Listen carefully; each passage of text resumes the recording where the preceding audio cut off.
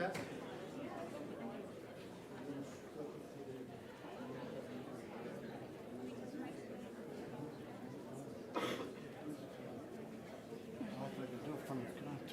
No, gotta do it here. Oh, now you're making me look foolish. I would have done that. You could have, but that's okay. All right, presentation. There you go.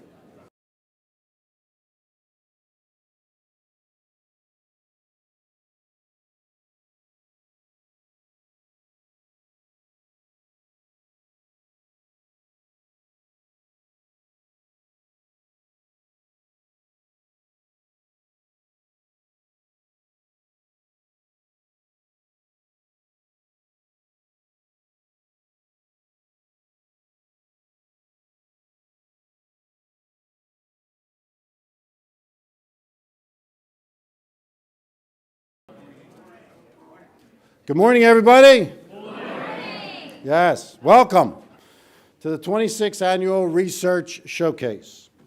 I'm Dave Maruca, and it is my honor, once again, to be your moderator. The DOT's theme for this year's event is Pathways to Sustainability. Cell phones. If you have a cell phone, please, at this time, put them on mute. In fact, I'm going to talk to myself because I think mine is not. There we go. Restrooms, if you go out the door you came in and go towards the back, both upstairs and downstairs, you saw a staircase. At the top of the staircase on the right, as well as downstairs, the restrooms are there for those that have not been at this facility before. Exits, please take a look around at your exits. We have one over here, obviously where you came in. There's actually exits in the back up at the top for people upstairs. God forbid something happens, we want to be able to exit quickly, so please be aware of your surroundings. And then I think this leads you right outside, and right as you go through the other side, there's an open exit there to go right outside, God forbid something happens. This is a smoke-free campus, so please no smoking at this facility. If you have any questions regarding a topic, please raise your hand, and we will facilitate the discussion with wireless microphones at the end of each presentation. So please wait to the end of the presentations if you have a question. Certificates will be provided for attendance at the end of the day as you exit the building. This conference provides 2 PDH's professional development hours for professional engineers. We are also making available AICP maintenance credits for planners. Today's presentations and video live stream will be posted on the NJDOT Tech Transfer website after the event. Please do not bring food or drink into the auditorium. I've seen a lady, she went, whoop, put it down real quick. Please keep that outside. Lastly, a survey of today's events will be sent to your email via SurveyMonkey. Please complete the survey to assist us in improving this program for the next 26 years.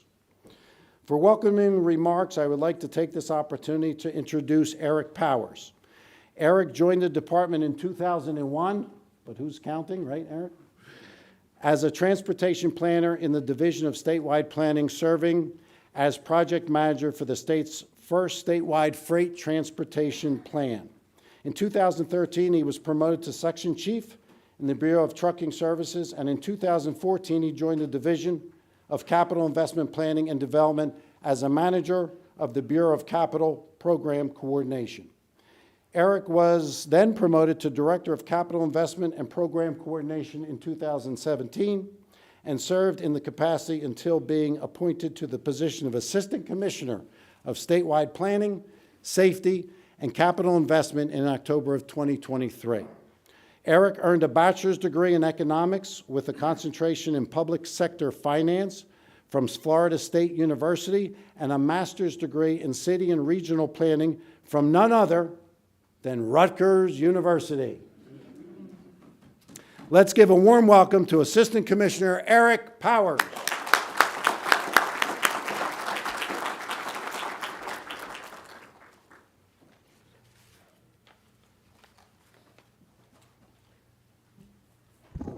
So 3 minutes ago, we're outside, and he says, I had to cut your bio down. I said, just say my name because, it's not about my bio today. It's really, today is about all the work that all of you do. So I think you're the ones that are really important here today. So as Dave mentioned, the theme is Pathways to Sustainability. We're excited to have you here at NJDOT's 26th Annual Research Showcase. This is a cornerstone event for the Bureau of Research, Innovation, and Information Technology. Your interest, participation, and partnership are what makes our collective research efforts successful, rewarding, and impactful. It truly does take a village. If you look around, we have Federal Highway, FTA, AASHTO, counties, municipalities, MPOs, academia, students, other state DOTs, NJDOT, NJ Transit, the consulting industry, Mercer County Community College, Dave, other attendees, just to name a few. It takes all of us really coming together to make these programs work. So let's judge one another by the good company we keep and the good work that we do together. A special thank you today to today's presenters, including the NJDOT Commissioner, Francis O'Connor, Sutapa, the Planning and Program Development Manager, Federal Highways New Jersey Division Office, our keynote speaker, Jim Tymon, Executive Director of AASHTO, distinguished panelists, breakout session presenters, poster presenters, and moderators. Turn page after applause. All right, let's go. I didn't know if that joke would work, but I figured I'd try it out, so here we go. So how does DOT create pathways to sustainability? Well, that's a good question. Thankfully, I don't have to answer that, but the panelists will a little bit later in the program. My role today is really just to thank you for joining us, generate some excitement about an enlightening and productive day. And finally, it's my great pleasure to introduce the Commissioner of Transportation, Francis O'Connor, who will provide opening remarks. Under his leadership, DOT has been dedicated to ensuring safe and efficient transportation for the residents of our state. Without further ado, please join me in welcoming Commissioner Francis O'Connor for his opening remarks.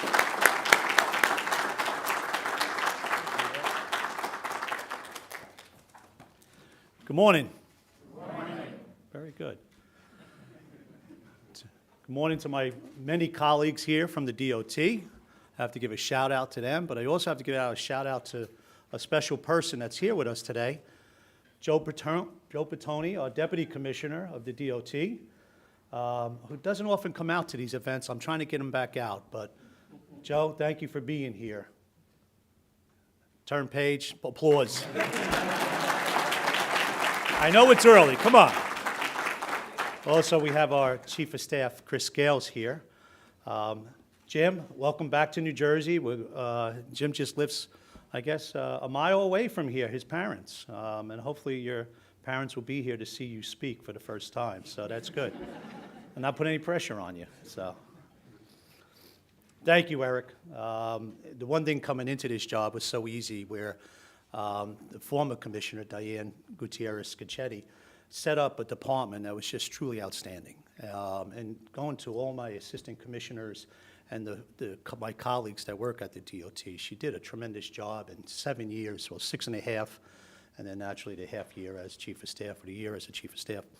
And she left me a foundation of the work that we'll continue to do throughout the state. So I have to do a shout out to her. She's still around. She's still the special advisor to the governor, which I call her. She's the second Chief of Staff for the governor. But a big shout out to her. It's a pleasure to be here at the Research Showcase and to see so many talented minds gathered in one room. As you can imagine, I have a lot of events as commissioner, and I'm grateful for every opportunity to talk transportation and share insights with my industry peers. But I have to say, I was especially excited to come here today, and this is why. Events like this are a reminder of what's possible when we keep pushing the boundaries of what we know. Research is at the heart of progress. It's not just a step in the process, it's the foundation for every solution we bring to our highways. Without it, we simply react into problems instead of anticipating them. To put it another way, research is the most important asset we have when looking for ways to make our transportation infrastructure more sustainable, more resilient, and above all, safer for everyone who relies on it. As many of you know, one of my main priorities as commissioner is improving safety for motorists, for pedestrians and our own hardworking crews who put themselves in harm's way every day to get the job done. I know improving safety is a big challenge, especially when we can't control driver and pedestrian behavior. That's why we need even bigger ideas. Right now, we're pushing out a safety message into the public. You may have seen some of the billboards or heard the radio spots. We call it the what if. What if the last thing you saw crossing the street is a driver texting? What if the last thing you saw when you're driving the car with your children, a person in the other car multitasking? The goal is to give motorists a wake-up call about the human cost of their unsafe driving habits. We want the people to understand that roadway safety is everyone's responsibility. But that is just one piece of the puzzle. We always have to ask, what more can we do?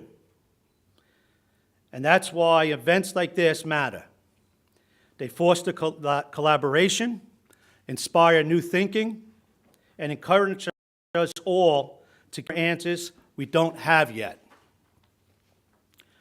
Whether it's cutting-edge materials, innovative traffic management strategies, or sustainable practices, the ideas and advancements showcased today are the building blocks for a better future. To the students presenting your work, know that your research isn't just an academic exercise. It's part of a larger mission to create a safer, smarter, and more sustainable transportation system. Keep asking questions, keep challenging the status quo, and know that your ideas have the potential to shape tomorrow's solutions.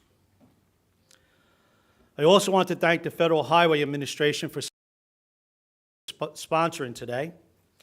And congratulations to New Jersey DOT's Bureau of Research, Innovation, and Information Transfer in partnership with the Rutgers Center for Advanced Infrastructure and Transportation for once again organizing an exciting research showcase. Thank you for coming, and let's have a great day.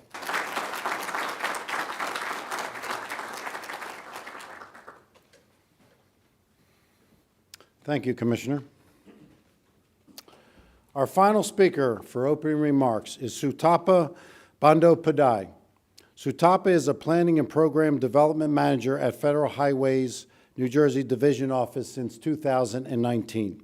She is responsible for leading a team of 4 transportation professionals who oversees a wide range of programs, including statewide and metropolitan planning, environment, research, right-of-way, freight, asset management, performance-based planning and programming, complete streets, bike ped, and highway information system. Whew. Some of her other responsibilities include discretionary grant applications, review and development of federal highway workshops and training materials. Prior to working at Federal Highway Administration, Sutapa worked as a principal planner at the North Jersey Transportation Planning Authority, NJTPA. I always think of Mary and me when I think of NJTPA. She is a certified planner of American Planning Association, APA. She has a PhD from the University of Denver. Let's give a warm welcome to Sutapa Bandyopadhyay.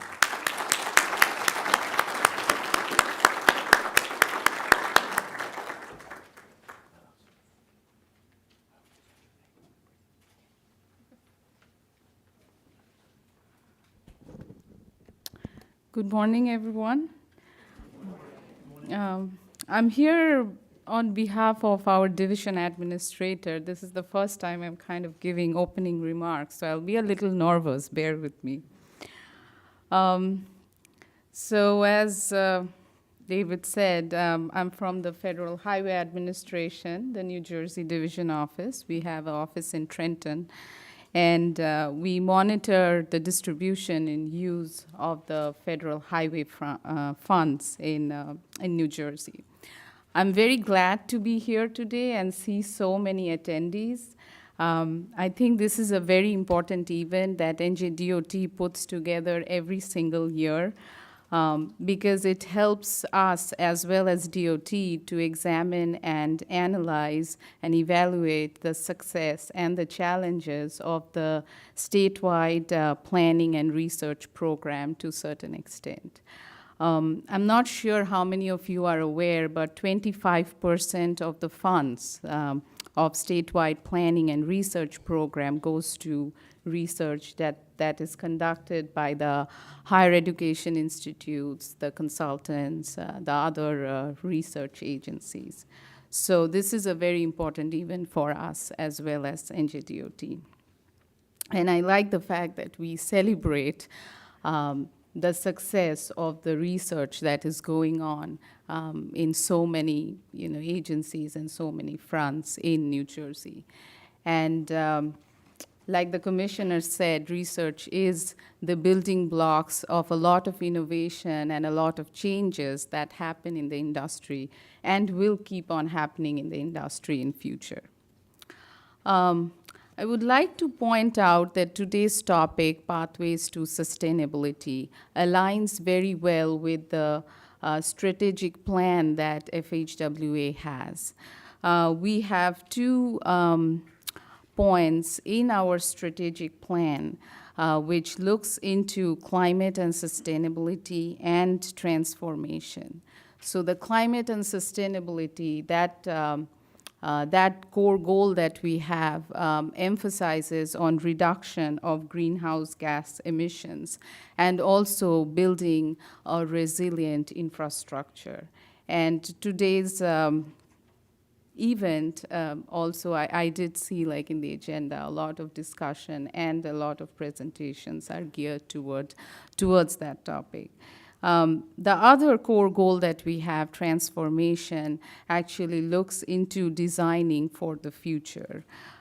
It talks about investing in purpose-driven research and innovation to meet the challenge of the present and modernize a transportation system to meet the requirements of the future. FHWA have been concentrating a lot on reduction of greenhouse gases. And one of the reason is it is the production, the transportation is one of the industry that produces a lot of greenhouse gases. So we have been investing in programs. So we have 6 new programs under the bipartisan infrastructure law that concentrates on greenhouse gas emissions as well as resiliency. Like we have the carbon reduction program, we have Protect, a formula funding side as well as a discretionary grant side. Then we have multiple grant programs and funding programs for the electric vehicle infrastructure development. We even have a discretionary grant that concentrates on reduction of truck emissions in the port facilities. So the present administration is very much focused towards some of the goals like reducing or reaching a net zero emissions economy by 2050. Having resiliency plans throughout the nation. At least 50% of the state and the MPO regions should have a resiliency plan by 2026. We are also concentrating on ensuring that the benefits of transportation, clean energy goes to at least 40% of it goes to the disadvantaged communities. And all these goals and targets will only come to fruition if the research is targeted towards that direction. So thank you again for all the hard work you do and for all your findings that you come up with. And I hope that all of you will have a productive day today. Thank you again.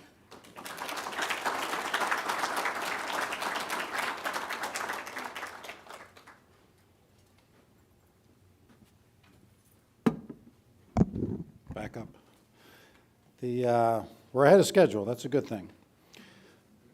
Our keynote address will be delivered by Jim Tymon, Executive Director of the American Association of State Highway and Transportation Officials, affectionately known as AASHTO, a nonprofit, nonpartisan association that supports and represents the interests and missions of state departments of transportation, providing improved quality of life through leadership in transportation. As AASHTO Executive Director, Jim oversees a staff of 130 professionals who support their members in connecting America with the transportation system of today and tomorrow. AASHTO is now in its second century of service to state departments of transportation and their highly skilled employees. Prior to his appointment, Executive Director Tymon was AASHTO's Chief Operating Officer and Director of Policy and Management from 2013 to 2018, working closely with the state DOTs in the development of AASHTO's transportation policy positions and overseeing and monitoring of legislative, administrative, and regulatory activities relating to transportation. Mr. Tymon previously served as the Staff Director of Highway and Transportation Subcommittee of the House Transportation and Infrastructure Committee.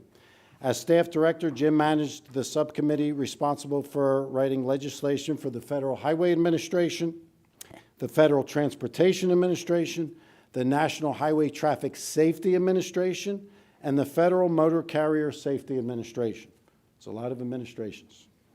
Jim graduated from the University of Delaware with a Bachelor of Arts degree in Economics and Political Science, the Master of Arts degree in Public Policy. He is a native, as I think we already mentioned, of New Jersey. So let's give Executive Director Jim Tymon of AASHTO a warm Jersey welcome.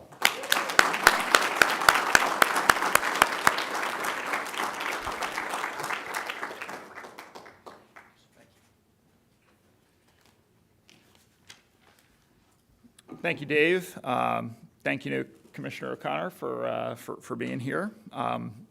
As the Commissioner mentioned, I am from New Jersey. It's kind of a homecoming of sorts for me. I grew up about a mile down the road, right off of Hughes Drive on Flock Road. My parents still live in the house that I grew up in, and they actually are here in the row back there, yeah. So when I got the invite, I said, how can I not come home and give a speech here a mile from the house that I grew up in a place at a campus that I used to go to summer camp for like soccer and baseball. And literally, I kept telling people at AASHTO in DC, oh, I'm going up there. It's a mile from my house.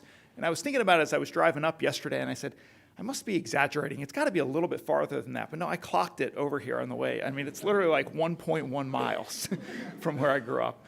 I'm a graduate. You have the standard bio where you talk about where you went to college. But I think more relevant here, and for this audience, I went to Steinert High School, about 3 or 4 miles. You got any Steinert grads here? I know we've got a few in the audience there. Yeah, let's give them a round of applause. Absolutely. Absolutely. So again, thank you for having me here. It is a pleasure to be able to speak to you this morning. Full disclosure here, I am not an engineer. I'm not a planner. I come to transportation more from a policy background, from a budget background. So more of a green eye shade, pocket protector type approach. I graduated from Delaware with a public policy background, public policy degree, and really got more into transportation through the budget process. I worked for the White House Budget Office for 3 or 4 years. An opportunity opened up for me to go to Capitol Hill and work for the House Transportation and Infrastructure Committee. And that's where I really kind of did a deep dive from a transportation standpoint, working on legislative issues, helping to write the federal surface transportation bills that really provide a substantial amount of funding to state departments of transportation for the work that they do. Now, the percentage that each state has of federal dollars versus state and local really varies from state to state. In some states, it's 25 to 30% of what they spend on transportation comes from the federal government. But in a lot of other states, your smaller, or I shouldn't say smaller states, your lower population states, but large landmass states, the federal program really represents a significant portion of what gets spent on transportation. And about 11 years ago, I had the opportunity to come to AASHTO to be able to work with state departments of transportation on the legislation that I had worked on in the previous parts of my career. It is a phenomenal organization, AASHTO. Do we have any folks in the audience that have been involved in AASHTO committees or councils or activities in the past? Great. We've got about 10 or so folks in the audience that do that. Really, and I'll get a little bit more into the details on what AASHTO is, but we really try to bring state DOTs together to be able to exchange best practices. One of the common we've been using the last few years, coined really by one of our former presidents and the Secretary of the Louisiana Department of Transportation and Development, is we like to do a lot of R&D. So, research folks in this room appreciate R&D, but we call it rip off and duplicate. Because let's be honest, right? I mean, why should we go out and a great idea that another organization or another state already has? So we try to provide that platform as an organization to bring people together so that if New Jersey is doing something great in one area, Nebraska doesn't have to just go out there and develop it on its own. They can ask New Jersey, well, how did you do this? And then they can replicate it in Nebraska. So hopefully we're able to do that, provide that kind of platform for our state DOTs to be able to exchange best practices and to do some other things. I've got about maybe 25 minutes of prepared remarks, and I'm going to go through some slides, but I'd really like for this to be interactive. So towards the end, I mean, if you guys have questions, I'm happy to answer them. It's a little bit better that way, in my opinion, rather than you just listen to me drone on for, 45 minutes or so. If you've got questions on the things that I'm saying, please feel free to ask them as we get to the end. All right. Okay, so what is AASHTO? So as I think Dave mentioned, we're in our second century here. We were founded in 1914. We are a multimodal organization. We represent every mode of transportation. When we started in 1914, we were the American Association of State Highway Officials, because really that's what state agencies were focused on at the time, right? We're focused on roads and highways. But as state DOTs evolved, so did AASHTO as an organization. We added councils and committees that were multimodal, that made sure that we were covering transit, rail, water, aviation, and active transportation, something that is really kind of new within the last 10 years or so for us as an organization, to make sure that the people that are focusing on cycling and walking within the state DOTs had a place to come together to be able to exchange some of those best practices and the ideas for what's going on. Our board of directors is the 52 state DOTs from across the country. And when I say 52 state DOTs, somebody says, well, Jim, there's your New Jersey public education coming out. There's only 50 states. But we as an organization also consider the District of Columbia and Puerto Rico as state departments of transportation. When you look at the legislation for the federal government when it comes to federal transportation law, they consider DC and Puerto Rico as state DOTs, so we do so as well as an organization, so they also have a seat on our board of directors. Our leadership changes every year. We elect a new president and vice president each year from within our board of directors. We try to rotate those positions regionally. This year, actually, it is somebody from the Northeast. Garrett Eucalito, who's the commissioner of the Connecticut Department of Transportation, is our president. Our treasurer and actually vice president is Russell McMurray from the Georgia DOT. But again, we rotate that around regionally and elect a new slate of officers every year. Our annual meeting is actually next week in Philadelphia, where we'll go through that process and bring in a new set of leaders. We're governed by a strategic plan, and I like to put this up here because I think it's important to show the evolution of the state DOT community and how things have really changed over the years. When I first started to work in this area and with this organization, we were very highway and road focused. And we're also very technical in nature. We do a lot of engineering work. We do a lot of planning work. We work very closely with the research community. And as a result, a lot of our messaging was about, the number of lane miles that are out there, the number of bridges that are out there. And we weren't really connecting, I think, with a broader audience in our messaging and in our objectives.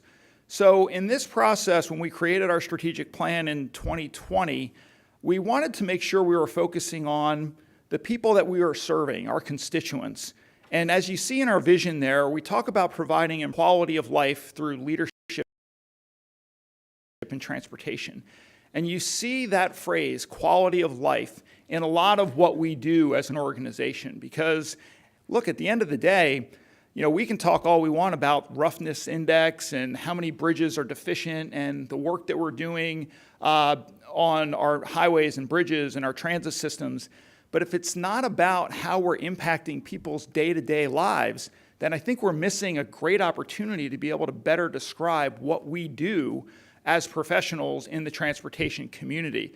So again, you'll see that throughout our messaging and the documents that we produce as an organization, trying to make sure that we're connecting with that broader audience, not just engineers and planners and maintenance workers that are really kind of the core group of members that we work with here at AASHTO.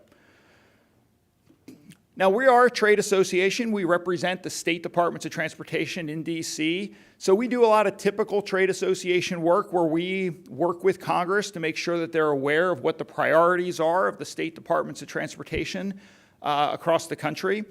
We also work very closely with Congress to make sure, and the administration to make sure as they're doing regulations and guidance and legislation, that it's done in a way that has that perspective in mind. But more of what we do, what we're, I think, better known for within the engineering and the transportation community is the opportunity to be able to bring people together through about 30 different committees and councils. So if you can think of any job within a state DOT, we have a committee or a council for that. And every state DOT has the opportunity to place people on those committees and councils to be able to bring people together from every state in the country to be able to talk about the important issues in those disciplines. So everything from our Committee on Design, which is responsible for putting together the Green Book. Do we have a lot of engineers here in the audience? Green Book is essentially, the design guidelines for roads and bridges. We put that together at AASHTO, but I don't have a staff of 50 different engineers that work on that. We rely on state DOT volunteers to be able to volunteer their time, come together, to be able to develop those guidelines, and then we as an organization just pull those recommendations and guidelines together, essentially work to establish them as standards, put them together in a publication, and then disseminate that out into the transportation community. We do that in, again, all different disciplines, whether it's our highway safety manual, the Green Book from a design standpoint. We set standards when it comes to engineering for bridges and tunnels. And more recently, even on the operations side, we produced a transportation operations manual about 1.5 years ago to really reflect the fact that most state DOTs aren't spending the bulk of their time building new infrastructure. They're really focusing on maintaining and operating the existing infrastructure that they have. So we do have a committee that focuses on that, and we produced most recently a transportation operations manual that focuses on that. The other thing that we do that's a little different than most other trade associations is we offer a series of, I think it's like 24 different technical service programs back out to the states. And these are programs where it makes sense for states to pool their resources and for us to collectively develop a program or a product as opposed to each individual state developing it on their own. Now, the largest one that we have and the one that is the biggest part of our budget is our AASHTOWare program, which is a suite of software programs that state DOTs utilize to manage projects and to manage budgets for different parts, aspects of the work that they do. What you see here on the screen are just a few of the different committees and technical service programs that are relevant to the issues we're going to talk a little bit about today. We have a committee on environment and sustainability, a committee on transportation system security and resilience.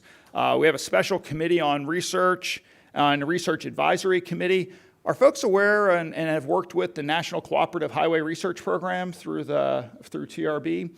So the NCHRP program, the projects that are picked within that program are actually picked through our special committee on research and innovation. State DOTs are the ones that fund the NCHRP program, and as a result, our committee has the jurisdiction of working with the Transportation Research Board and identifying which projects get funded through the NCHRP program. We also, again, within the suite of technical service programs that we offer, we have one on environmental management, one on resilience and sustainability. And then we also operate 2 national centers for excellence. We operate a Center for Excellence in Environment and a Center for Excellence in Operations. And I was just talking to the commissioner earlier this morning. We had an event through our National Center for Excellence in Operations last week up at MetLife Stadium, where we brought folks together from around the country to be able to leverage the experience that New Jersey has had in planning for the World Cup and for other major events. Again, a great opportunity and a great example of how we can bring people together to learn or rip off and duplicate from the experiences that some states have had. And New Jersey has really been preparing for the events that they're going to be having here with the World Cup and bringing other states that not only have World Cup sites for the future World Cup in 2026, but also others that have large events that they're going to be planning for. Salt Lake City just announced for the Winter Olympics coming up in about 10 years. LA in 2 years going to be hosting the Olympics. So bringing those transportation professionals together to be able to talk about how they're going to handle large events like that is something that we try to do as an organization, to provide that platform from state DOTs to be able to really learn from each other.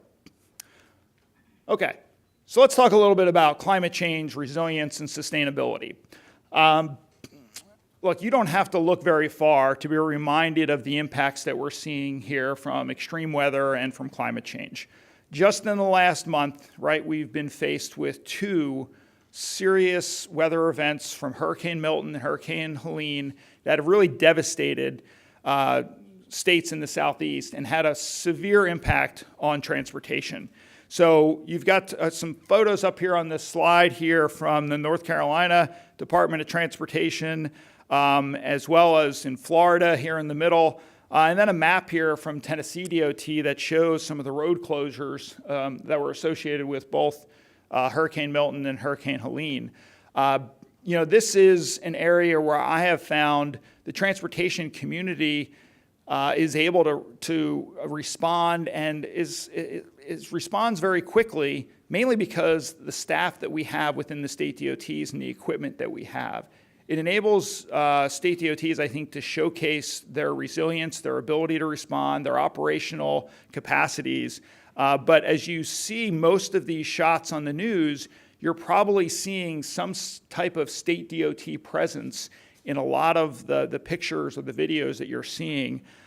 2 hurricanes here that we saw come through last month, I think, are a demonstration of the fact that whether or not you're a climate change denier or somebody that believes in the fact that our climate is changing, we have events that we are dealing with on a regular basis that we need to adapt to and that we need to take into account as we're dealing with our transportation network.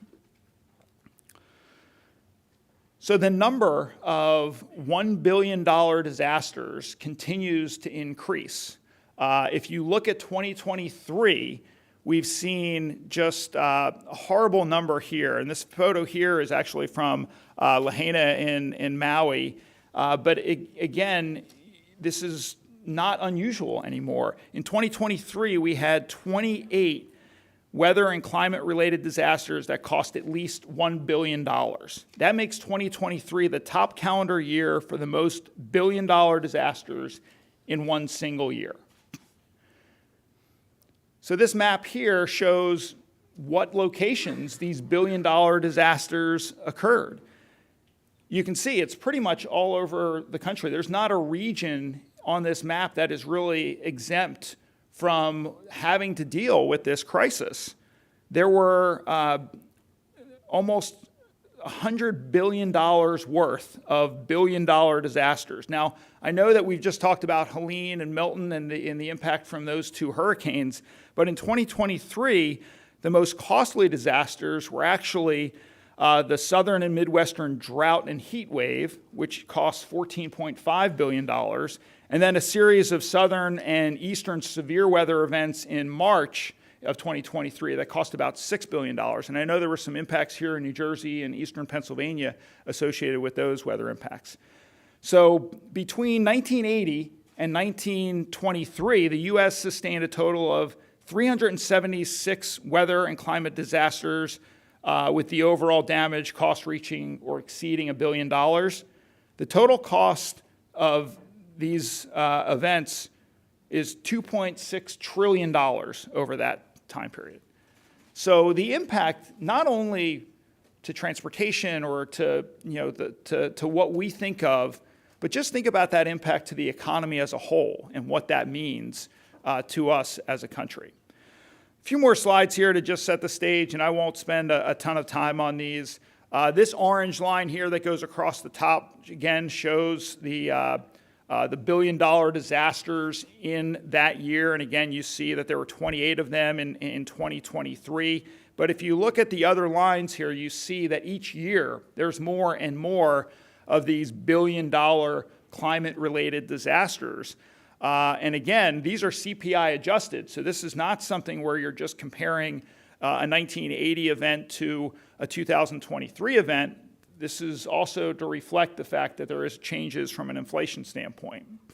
Again, just another depiction there, but this one shows the total cost as opposed to the number of events. And then again here showing the types of events. Again, you look at 2023, you're up at $600 billion in all types of events here that are shown. The severe storms being the most common type of event, but also tropical cyclones and flooding and winter storms as well, wildfires and droughts. This is a slide that the folks that are on my climate team found interesting.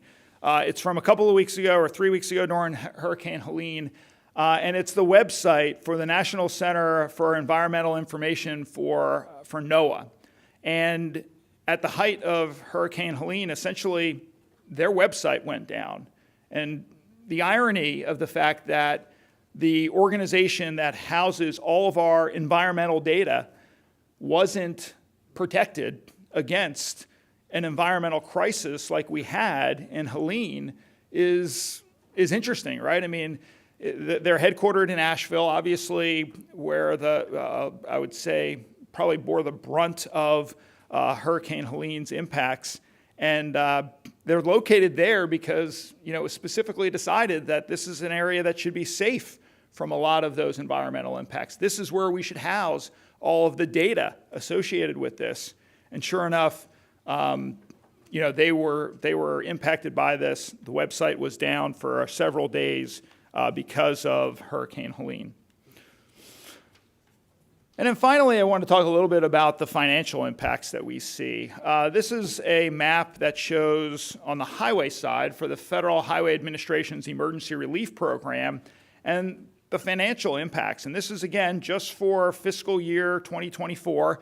I actually think this is only the first 6 months of it. And it shows that state DOTs have asked the Federal Highway Administration for over $500 million worth of assistance in emergency relief program dollars. So essentially, if you have a disaster in your state and you need help with debris removal or rebuilding facilities that were impacted by that disaster, there is a program within the Federal Highway Administration where you can apply for federal assistance. It is oversubscribed every year. I believe it gets about $200 million a year from an appropriation standpoint. And you can see just from 6 months in 2024, already over $1 billion, or over $500 million has been requested through this program. So, again, the financial impacts, the impacts to our facilities that we're seeing due to climate-related disasters. So what do? Look, I look at this from two different perspectives. And the first one is we need to build a more resilient transportation system. And I know that Rutgers and New Jersey DOT have partnered on a lot of work on what can we do to make sure our transportation network is more resilient, that is resilient to the types of disasters that we're seeing in the previous slides. So there's a lot of things that go into that, right? What types of materials are we using? Where are we siting these facilities? How are we building and designing these facilities? This isn't the 1930s or the 40s where we could just kind of lay out a map here and just say, hey, let's go to point A to point B and let's draw a straight line.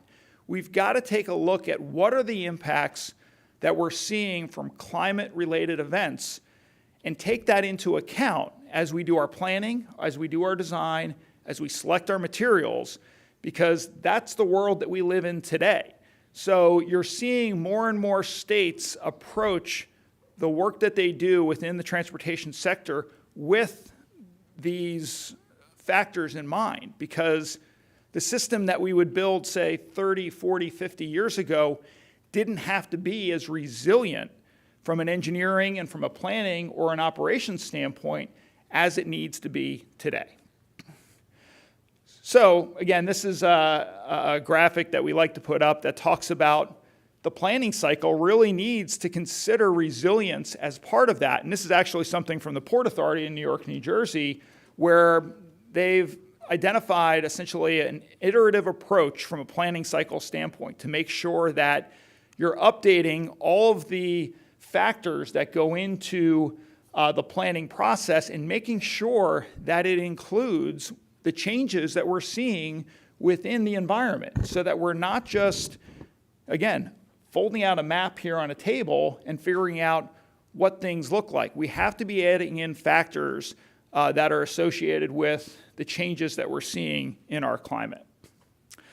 We've talked a little bit earlier about what federal assistance is out there for us to be able to change the way we're doing things. The Infrastructure Investment and Jobs Act is the most recent federal piece of legislation that provides funding to state DOTs, to transit agencies, to local communities for transportation. And it's the first major surface transportation bill that has a climate title. And this was very controversial when this was written. Look, I worked on Capitol Hill for 2 of these bills, and they're usually 5 to 6 year bills. When I was up there, there was no chance you would have been able to get a piece of federal transportation legislation passed that had a climate title. But this last bill was absolutely able to include 5 or 6 different programs that are climate specific. One of them here is the PROTECT program.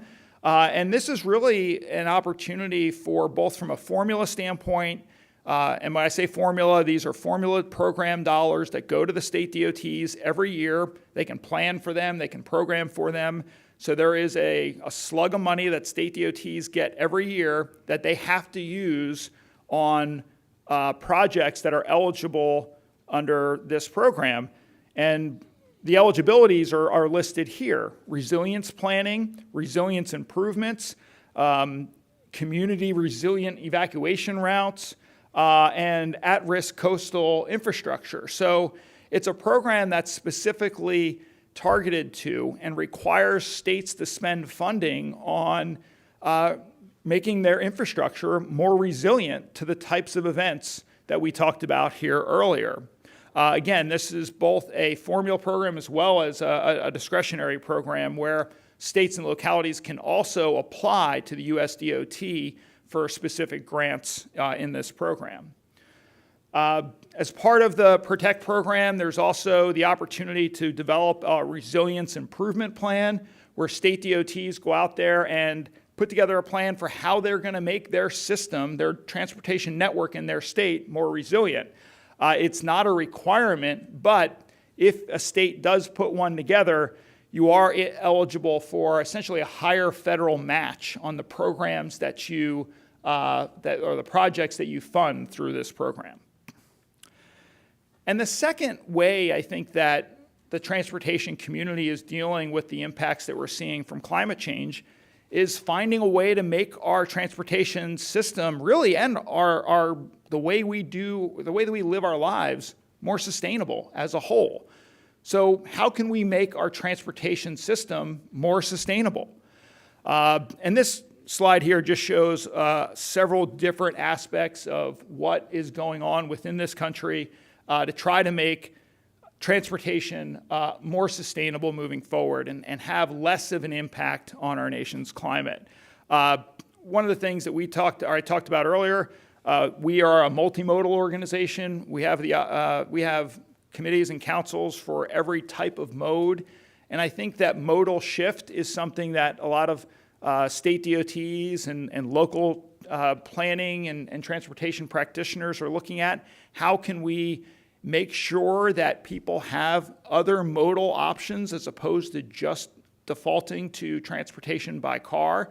So making sure that there are good public transportation options, making sure that people have the opportunity to walk or to bike wherever they need to go. And also making sure that from a freight standpoint, we're utilizing the different modes of transportation that we have most efficiently. So making sure that we're taking advantage of water transportation to move freight rail transportation, and not just putting everything on a truck and moving it across the country that way. So, we really do need to take an all of the above approach when it comes to our transportation network, because it can't just be highway centric. That absolutely needs to be a part of it, but we also need to be able to lean on all of our other modes of transportation to be able to make sure that we're building a more sustainable transportation network moving forward.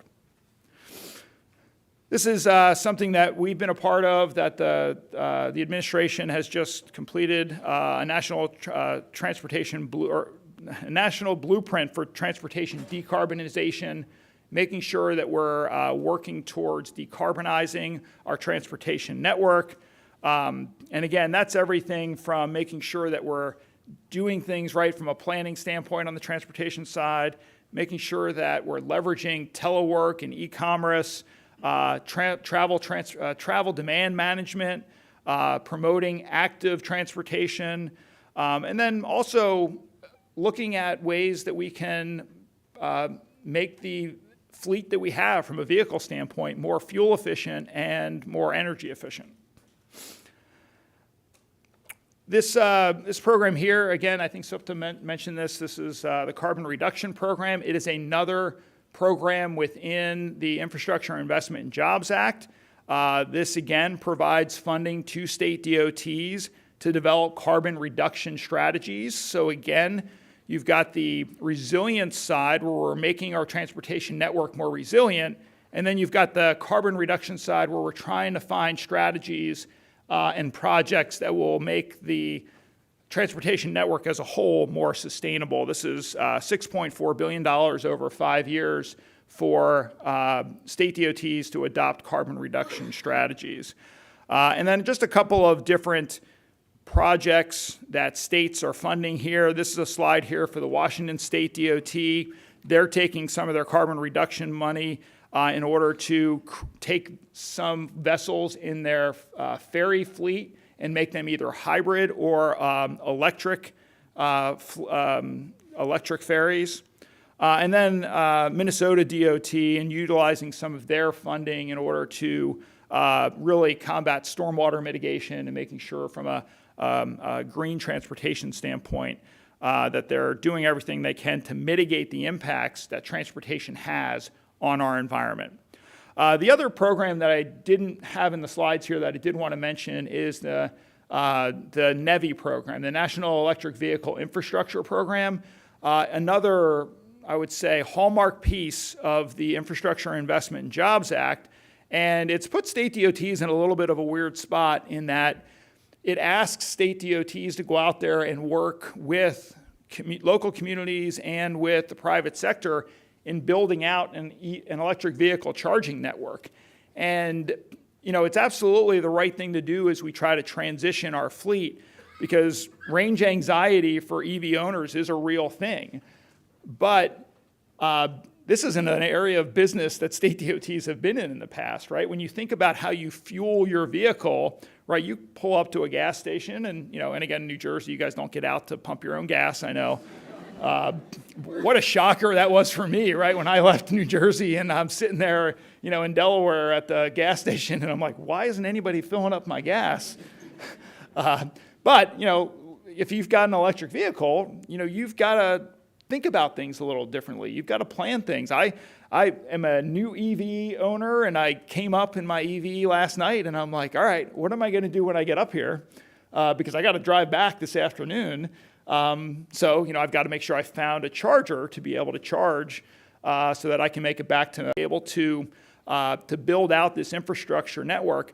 But in the long run, we really want the private sector to see the opportunity here in the similar way that they see it with service stations and gas stations, right? They should see the opportunity to come in and provide that infrastructure. But this program is, I think, really that first step in making sure that we can provide EV owners with a little bit of comfort when it comes to range anxiety.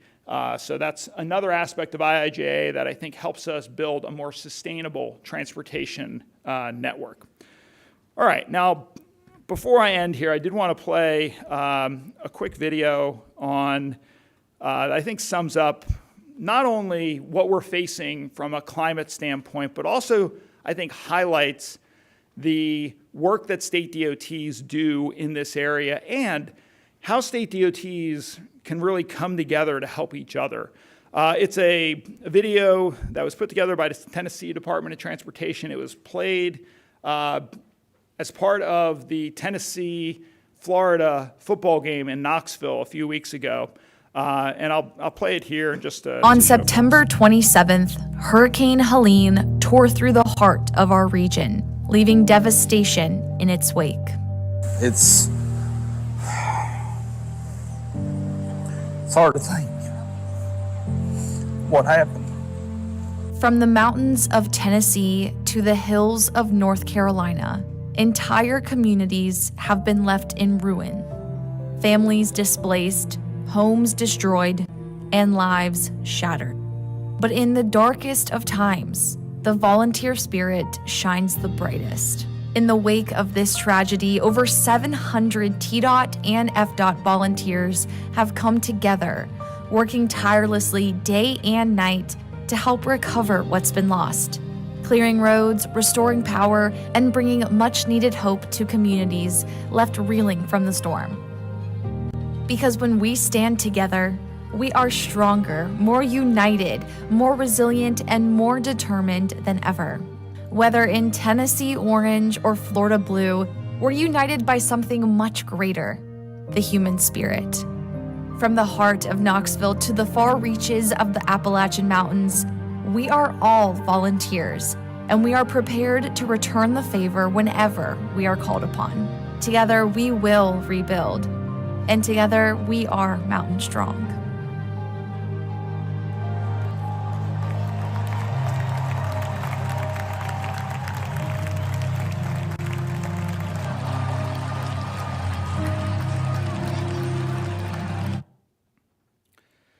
So, you know, I think that demonstrates a lot of things that we talked about here this morning, right? It shows the impact that we're all dealing with from a climate standpoint, but it also shows how state DOTs come together to be able to help each other. You know, we always try to facilitate those conversations.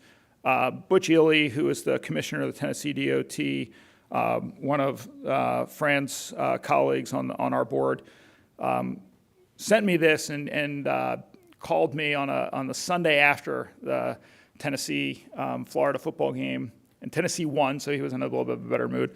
But he said, I'd love to be able to use this in other venues because it shows how FDOT, Florida DOT, who was really prepared to take the brunt from Helene when it was originally forecast, Tennessee said, hey, we know you're going to get hit hard. We're going to send folks down to you.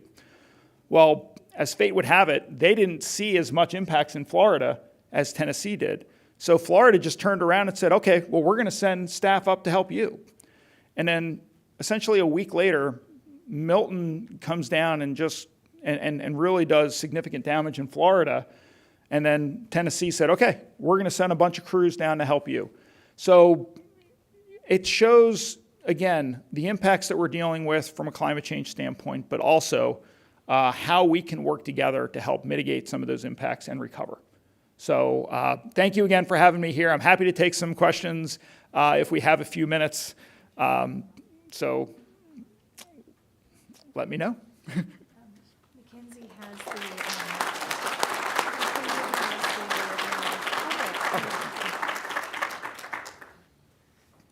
Any questions? Up there?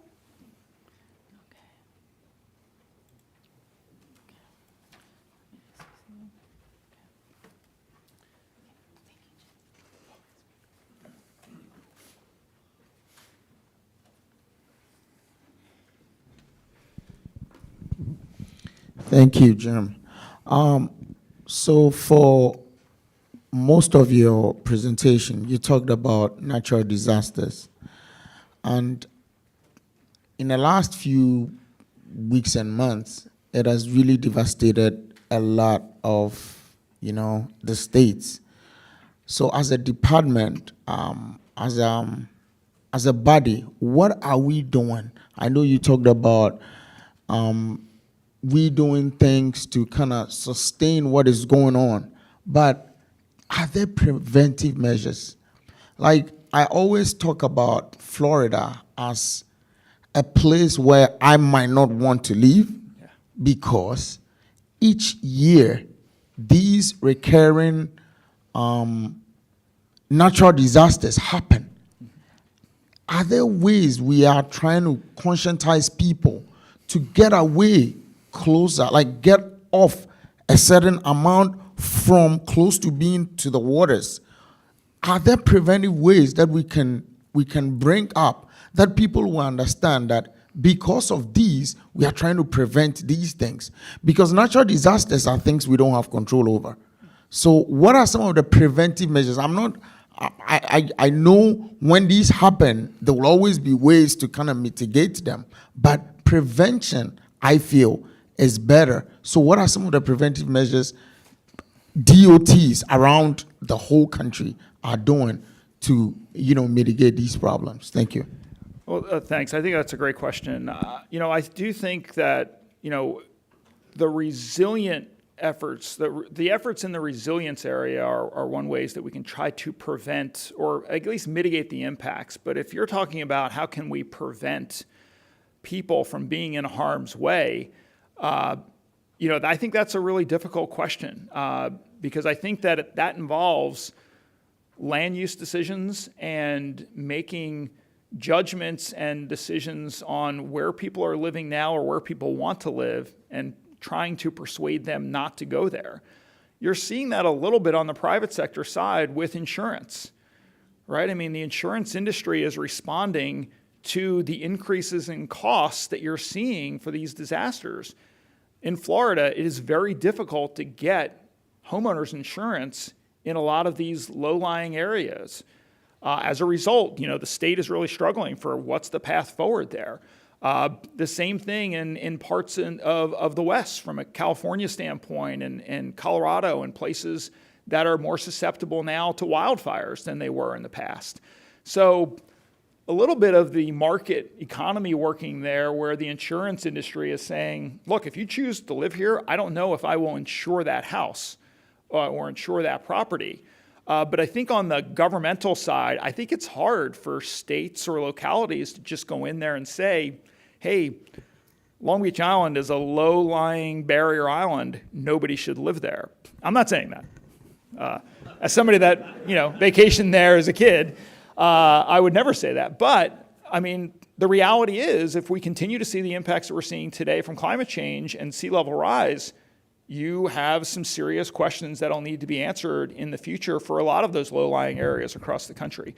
There are some states that have looked at really impacted communities that continued to get flooded or impacted and have said to residents, look, we're going to buy you out. We're going to move you to a different place. So there's a community in Louisiana, I can't remember the name of it, but they've essentially said, we're going to move this entire town, this entire community out of this area because of the way that Louisiana's geography is changing.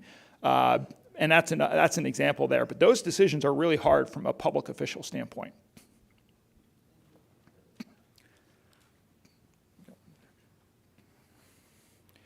Dave or Jessica, I'll let you guys tell me if I'm, yeah, all right, I bet you will, yeah. It's the New Jersey way, isn't it? Thank you. My name is Greg Waltman, Rutgers University. I'm really curious, so New Jersey is really kind of a target for flooding. We have a lot of different flooding issues, coastal flooding, and also stormwater runoff flooding. So I know that on one of your slides you had a couple different co-benefits or like mitigation, but what do you think, I just kind of want to follow up with like preventative. What do you think we could do to make our transportation and built environment infrastructure less susceptible to flash flooding and coastal flooding? Yeah, so again, I think on the coastal side, that's a tough question, just because of the nature of where infrastructure facilities are located. Again, to use an example here, I'll use an example in Delaware. They have a community where even on a sunny day, if it's high tide and full moon, that the only road into and out of that community floods. So they've had to go in and take a look at that facility and say, what can we do here in order to make sure that the residents have access to their homes? And honestly, the first analysis that they did was it makes more sense financially for us to buy them out and move them, because for us to essentially elevate that roadway, build a bridge, a causeway, it would cost significantly more. They instead came up with a different approach where they're using more innovative materials in the roadway that they have elevated slightly so that it drains better and that it is available to the residents in most situations with the exception of extreme events. So it's an innovative way for them to approach some of the coastal flooding issues that they have there. I would say when it comes to flash flood and stormwater runoff, just really continuing to look at the best practices that are being developed across the country when it comes to more permeable surfaces to be able to make sure that that water is absorbed into these facilities as opposed to just automatically running off. And then making sure that even from a maintenance standpoint, right, when it comes to making sure that our culverts and our storm drains are clear so that we can be able to absorb the amount of water that is associated with some of these even common events, not even extreme ones, just common events. That's another aspect that we can hopefully improve upon to be able to mitigate some of the impacts that we're seeing. One last quick question, anybody?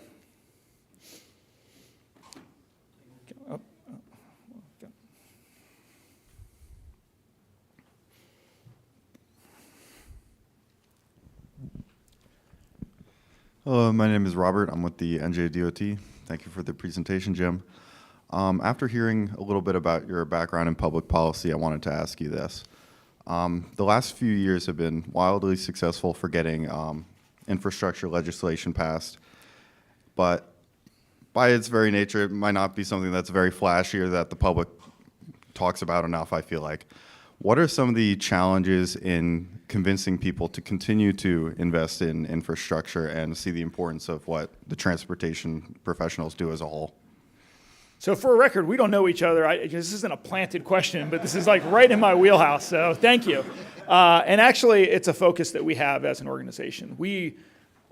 Look, the Infrastructure Investment and Jobs Act was the largest infrastructure bill that the federal government has ever done, and it is provided an opportunity for us to really make some progress on maintaining and bringing our infrastructure up to the level that it needs to be. It is probably the single most important legislative accomplishment for this administration and for the Congress in the last few years that's not related to COVID. And it was bipartisan in nature, the way it was done. It's one of the few pieces of bipartisan legislation that Congress and the White House were able to agree on and get done. I still believe that transportation is one of the last bipartisan areas of agreement within the Washington, D.C. Beltway. And I'm hopeful that as this legislation expires and we prepare for the next one, we'll be able to generate that bipartisan support to get the next bill done on time with bipartisan support. But we want it at the levels that we saw in this bill. And there's a real danger in that not happening, because we have to better tell the story of what we've used these dollars for. How have we been good stewards of the taxpayer dollars and invested this record amount of federal infrastructure funding in projects that are going to improve the quality of life for people in this country? So we're embarking on an effort over the next year at AASHTO to identify stories, how we can better tell the story of how the IIJA has produced projects and programs that have really impacted people's quality of life, so that we can go to Congress and the White House, whoever's in the White House in the next 2 years, and say, look, this shouldn't have been just a blip on the radar. You need to spend this much money every year, not just because it was a one-time deal. We want this to be the new baseline moving forward, and it's going to be a priority for us to try to make that case. So again, thank you all for having me here. It's been a pleasure. Thanks, Dave. I don't know about you, but I could listen to Jim all day long, to be honest with you. Let's give him another round of applause. He was really good. Mr. and Mrs. Tymon, you must be very proud of this man. He is outstanding, and we really appreciate him coming as our keynote. Like I said, we didn't want to do one last question, but he's a great presenter and a wealth of knowledge, and I thank you for that. All right, ladies and gentlemen, we are now going to take a 10-minute break, probably about 8 minutes. It's kind of my fault, but take an 8-minute break, quick break. Go visit the posters, which are down in rooms 116 and 117. We'll see you back in 10 minutes. So take your break now. Thank you.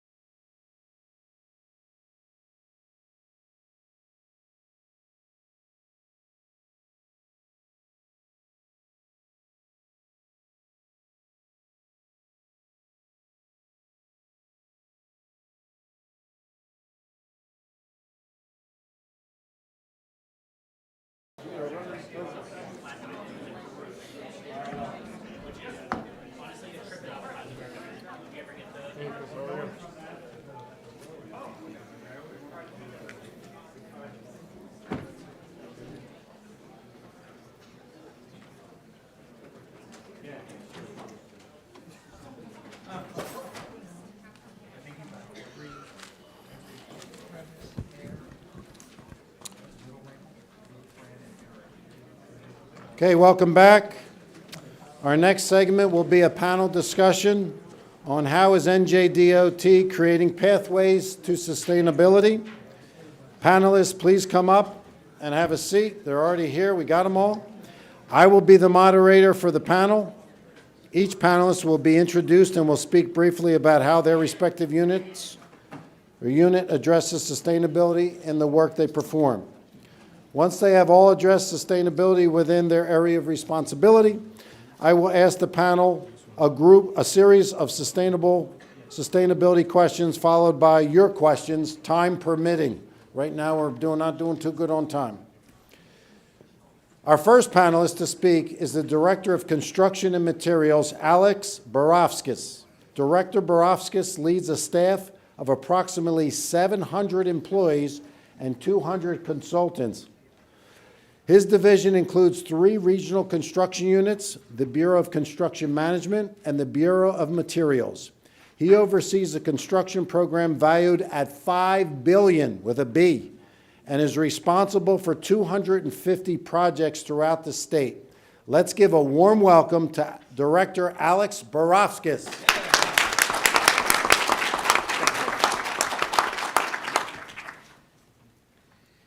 Morning, everyone. Morning. I'd like to, first of all, I'd like to thank Commissioner O'Connor, Deputy Commissioner Bertoni. Thanks to Jim Tymon. Great speech, inspiring speech. I have to go after him, which is not really great. I'd also like to thank Chief of Staff Chris Scales, Assistant Commissioner Eric Powers, and Megan Fackler, Amanda Grentek, and Jessica Brown. And as Yogi Berra once said, thank you for making this day necessary for me to speak. Today, I would like to talk about the pathways to sustainability in transportation, focusing on 2 key points: carbon reduction and climate resilience. As civil engineers working within government transportation organizations, we have the responsibility to lead the way towards a sustainable, resilient infrastructure. NJDOT is already making great strides in that area. I'd like to highlight a few initiatives and demonstrate how the sustainability can be integrated within our projects. Oops, that's not it. That's not it. I have no idea. Let's get it back up. Excuse me. Should be here. And should be here. And which button do I press? Yeah, okay. Sure.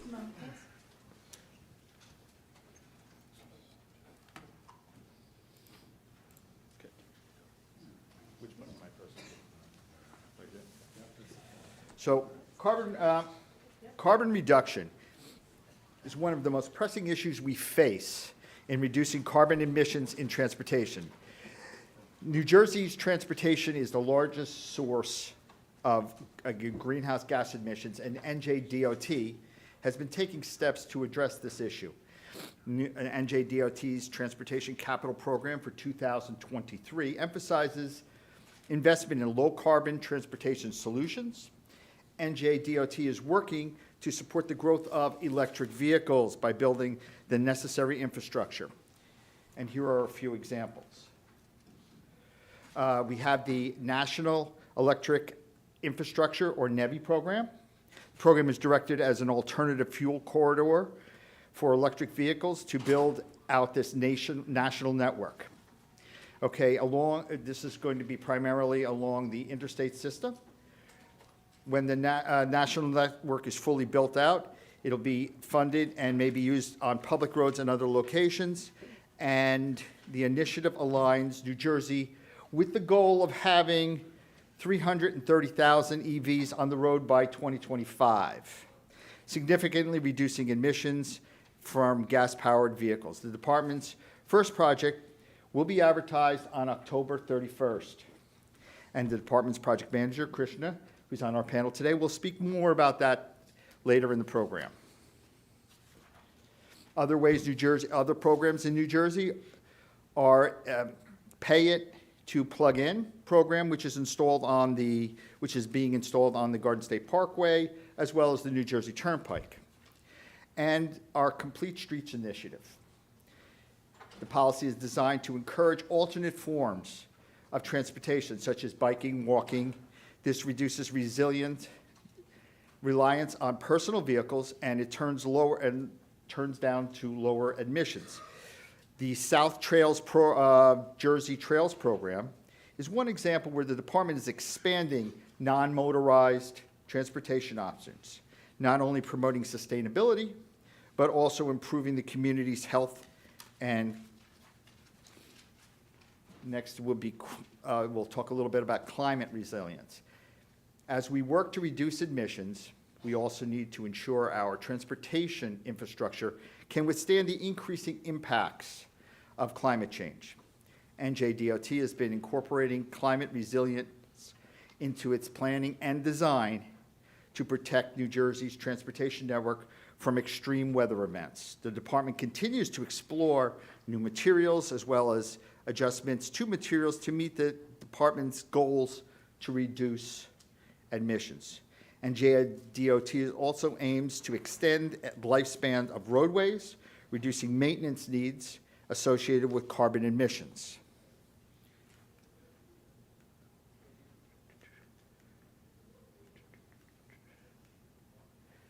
Asphalt with regards to pavement resilience. NJDOT is exploring new materials for road construction, which Robert Blight, our executive manager of the pavement unit, will further discuss. And greater use of recycled asphalt in various asphalt mixes, meeting the recently passed legislation to incorporate higher percentages of reclaimed asphalt, commonly known as RAP. NJDOT with regards to resilient bridge design. The department is looking at ways to address the structures and continue to exceed and produce resilient designs. One of our outstanding projects completed recently was Route 37, Mathis Bridge rehabilitation. This bridge, which crosses Barnegat Bay, was upgraded to be more resilient to storms and flooding, elevating the roadway, improving drainage systems, stronger materials used to protect the structure from storm surges, rising sea levels, which are becoming more frequent along the New Jersey coastline. We have many flood mitigation programs ongoing, one of which is the Route 29 Cass Street project, which we are constructing an interlocking drilled shaft pile wall to diminish flooding along Route 29. And additionally, the land behind this area will be a park, so we will create more green spaces. The department continues to work on various public transit options, modernizing existing infrastructure, increasing the electric vehicle traffic. This forward-thinking approach ensures that New Jersey Department of Transportation systems will be both sustainable and resilient. Integrating long-term planning. Sustainability isn't just about short-term fixes. It requires long-term planning. NJDOT has integrated sustainability into broader transportation planning processes, considering not just for today's, but the future needs of the state of New Jersey.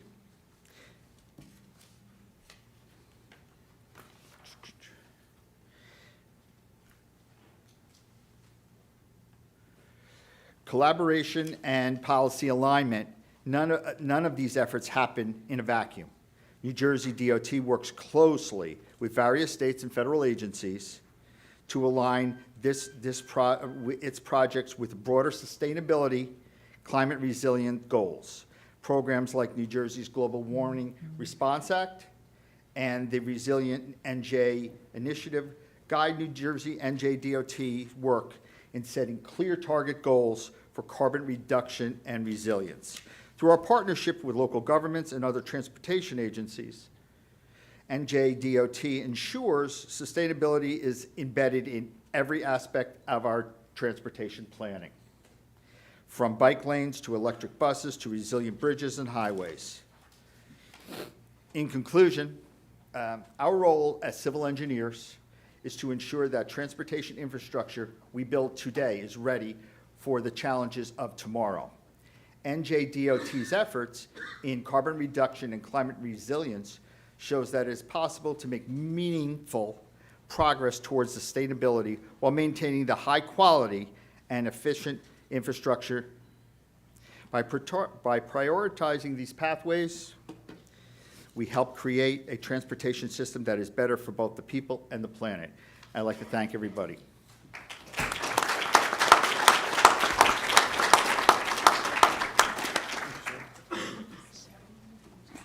Thank you, Alex. Our second panelist is Robert Blight, Executive Manager of Pavement and Drainage Management and Technology Bureau. His bureau is responsible for developing the annual pavement, drainage, and guide rail programs for the department, as well as designing and assisting with the execution and delivery of the pavement program, which averages approximately $320 million in roadway improvements annually over the last 10 years, including the largest pavement program on record at $469 million in state fiscal year 2024. Let's give a warm welcome to Executive Manager Robert Blight.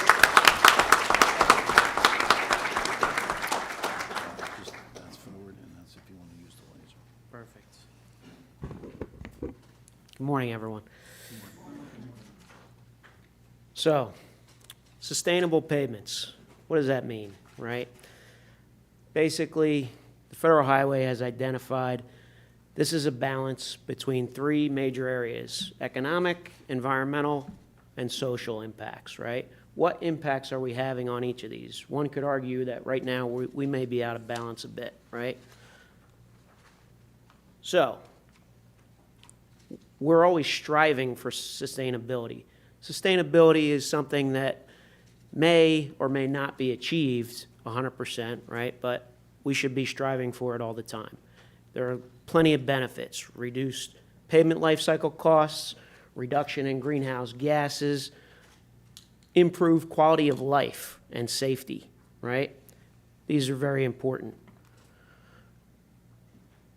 There's areas that have been identified, or stages of a pavement life cycle, where each of these areas is an opportunity, from materials production, design, construction, use phase, maintenance and preservation, which in and of itself is sustainable, right? And then the end of life of a pavement. So instead of speaking at you about these things, I figure I would give you a real-world example of a project that we completed in New Jersey a few years back. This is a perfect example of a sustainable pavement, right? So what we have here is an old composite pavement through central New Jersey, Ocean and Burlington County. If some of you don't know, a composite pavement was an originally built concrete pavement in the 1920s, 10-foot wide slab lanes in each direction, overlaid over time with asphalt because the condition of the concrete became poor. The shoulders, original shoulders, were sand and gravel. Those were overlaid with asphalt. And now some of these highways have become maintenance headaches, because if any of you have driven this to the shore, thump, thump, thump, thump, thump is the normal, right? So we would resurface this roadway every 5 to 6 years, and every 5 to 6 years the joints would start to blow up. The longitudinal joint in the right wheel path in each direction would start to come apart because they're dissimilar materials. On the inside, you have asphalt over concrete. On the outside, you have asphalt over sand and gravel. That is a major point of failure on these types of pavements, right? So maintenance headaches. So what did we do? Here we go. We removed the overlay on the concrete. We rubbleized the concrete in place, which is an in-place recycling method, right? You break it up, destroy the slab action. Essentially, it's a very strong aggregate base. Here's a shot of that. The rubbleizer ahead of a what they call a Z-grid roller, which crushes the fine particles or the larger particles at the surface, creating a nice strong base, and then the whole thing is compacted, and we get it ready for paving. This is a shot of that after it's rubbleized. On the outside, where we have thin asphalt over sand and gravel, we recycled this in place with full depth reclamation. Full depth reclamation, basically you're grinding up the thin asphalt and the underlying sand and gravel base. You're adding a stabilizing agent to that material, you're compacting it, and now you have a very firm base to pave on. When everything is done, rubbleized is done, full depth reclamation is done, we tack coat it, right? And we get it ready for paving. The material being paved over this particular pavement was a bottom-rich base course, was specially designed to be paved at a thinner lift, right? But still meet the performance requirements, crack resistance and rut resistance. So we were able to reduce the section that went over top of this pavement by about 2 inches. If we were to use standard base course, the overlay would have been 7 inches. So this particular material went down 3 inches thick as a minimum, up to about 5 inches thick.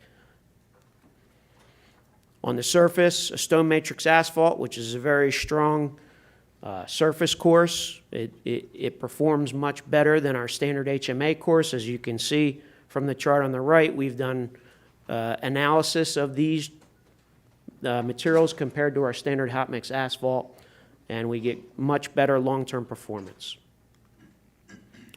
So in this particular project, as an example, we hit all of these different stages or opportunities.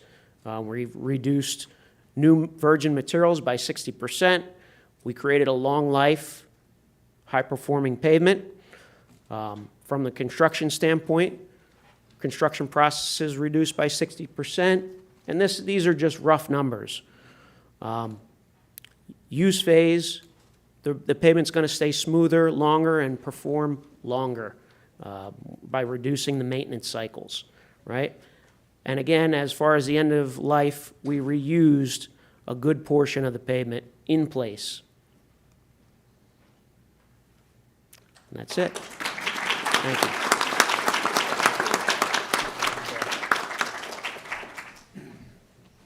Thank you, Robert.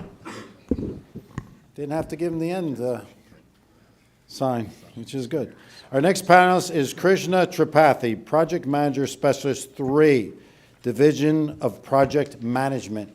She manages over 15 transportation infrastructure improvement projects in various phases, including concept development, preliminary engineering, final design, and construction. Please give a warm welcome to Project Manager Krishna Tripathi.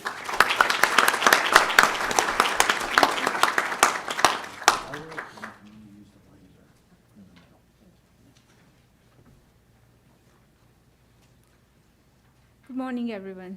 Good morning. Today, I'm going to talk about how adoption and implementation of electric vehicle infrastructure program can be one of the ways towards the pathway of sustainability. Joint Office of Energy and Infrastructure Program is a critical component in the implementation of bipartisan infrastructure law and in providing the support to deploy network of electric vehicle chargers nationwide.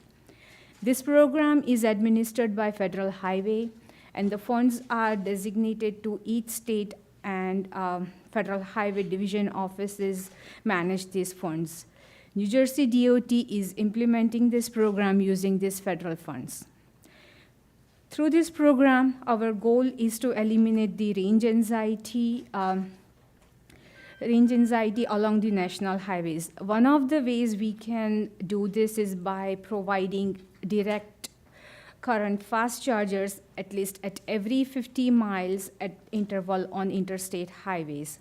Strategical development of EV charging infrastructure will provide reliable, accessible, equitable, and convenient EV chargers.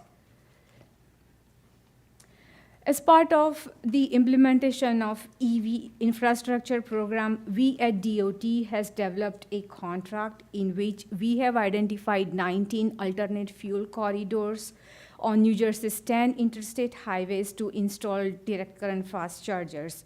This will accommodate the roadway users in all directions of travel. Equitable access to the EV chargers is a major consideration while developing this project. Our goal is to install EV chargers at 8 out of 19 alternate fuel corridor locations in disadvantaged and overburdened communities. Community engagement with the local communities and municipalities in each location is a requirement set for the contractors. And our goal behind this effort is to promote EV adoption. Through this EV community outreach efforts, we want to just emphasize on the benefits of EVs, opportunities offered by the EVSE development, and overall provide the customer experience. As I mentioned, we are currently developing a program which project has already been advertised. And we anticipate to award this Navy project by fall of this year. Once this project will be awarded, 2 years of design and installation of charging station will begin. In that period, it is contractor's responsibility to identify a site that meets the NEPA requirement, utility readiness, and the site host agreement is also a major factor that has to be made between contractor and the property owner. Once the installation of this charging station will be completed, 5 years of operation and maintenance period will kick in. During this operation period, 97% annual uptime requirement is set and will be achieved and reported quarterly. Outreach and workforce development plans will be employed during this operation period. Cybersecurity and physical security is at each DCFC charging station is also very critical aspect that we are implementing over here and will be maintained as well. For this contract, we have developed a very innovative contracting method with Federal Highway. So it is our responsibility to prepare a report periodically to Federal Highway to provide the progress made on our project. Other than these Navy project, DOT supports other EV adoption efforts. One of them is the Electric Vehicle Charger Reliability and Accessibility Accelerator Grant, through which we help address 247 ports in broken non-operational chargers, which are noted all over in New Jersey. Throughout these efforts, we always continue our coordination with many stakeholders throughout the state of New Jersey. That includes Team New Jersey, DEP, Bureau of Public Utilities, Economic Development Team, Federal Highway, Joint Office, and many others. Thank you.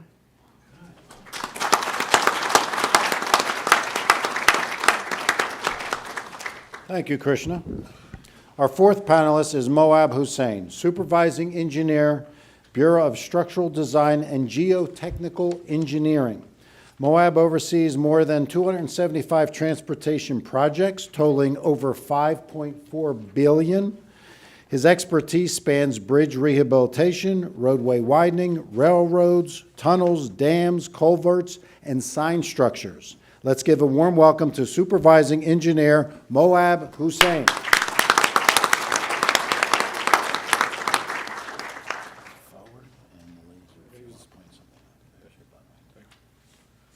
Good. Morning. So I was so excited to present today about sustainability that I started with 40 slides and I got yelled at to bring it down. So I'll be try to be quick and commit to the 5 minutes. So as Rob Wright mentioned, that sustainability has many different components: environmental, economic, and social. And at the DOT, there's have been a big shift in culture, for the last, 6 years, in terms of trying to adjust and think about not just economics, also, the social and environmental impacts. So I want to start here with just explaining, the sustainability tree, which is basically, sustainability encompasses resilience. It does encompass climate change and encompass disaster reduction, risk reduction.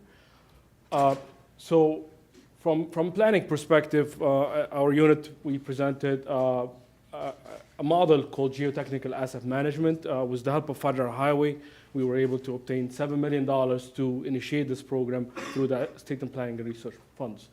And this program focuses on two main aspects. One is physical abstracts, physical data, and the second is non-physical data, which is soil data, lab testing, things like that. So we don't have to basically be more intrusive to the environment than we have to.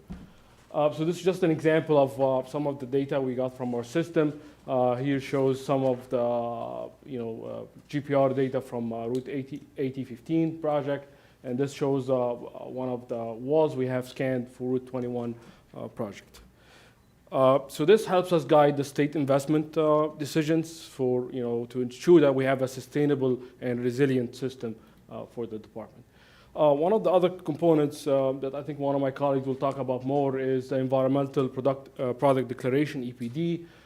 So we decided this came as a program through Everyday Count Initiative 7, which provides us a clear benchmark for basically element-based or component-based. And the way we look at this declaration is just like you have a nutrition label on your yogurt or your milk. This is how the same system would be applied for infrastructure. So we have, for example, drill shafts or micropiles or bridge rehab. We would have basically a product declaration similar to that.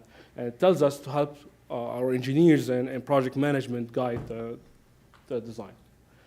So this is based on LCA, so we look at not just the short term, we also look at the long-term aspects of the product and the element. That will help us promote environmental improvements for the systems we're providing, and also help us support decision-making with environmental data. And also identify key areas that we are weak on to improve. Like, for example, if we have a lot of impacts for global potential for concrete, then we guide the research into that aspect to help us support that. One of the other things is I want to mention is related to design is the bridge rehab versus bridge replacements.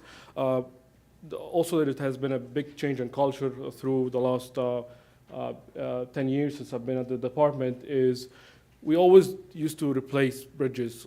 That's the first thing that we have as a guide for designers to do, is just full replacement. But more and more we found that it's more resilient and more sustainable to rehab these structures and have less impact for traffic, as well as the neighboring communities and the environment.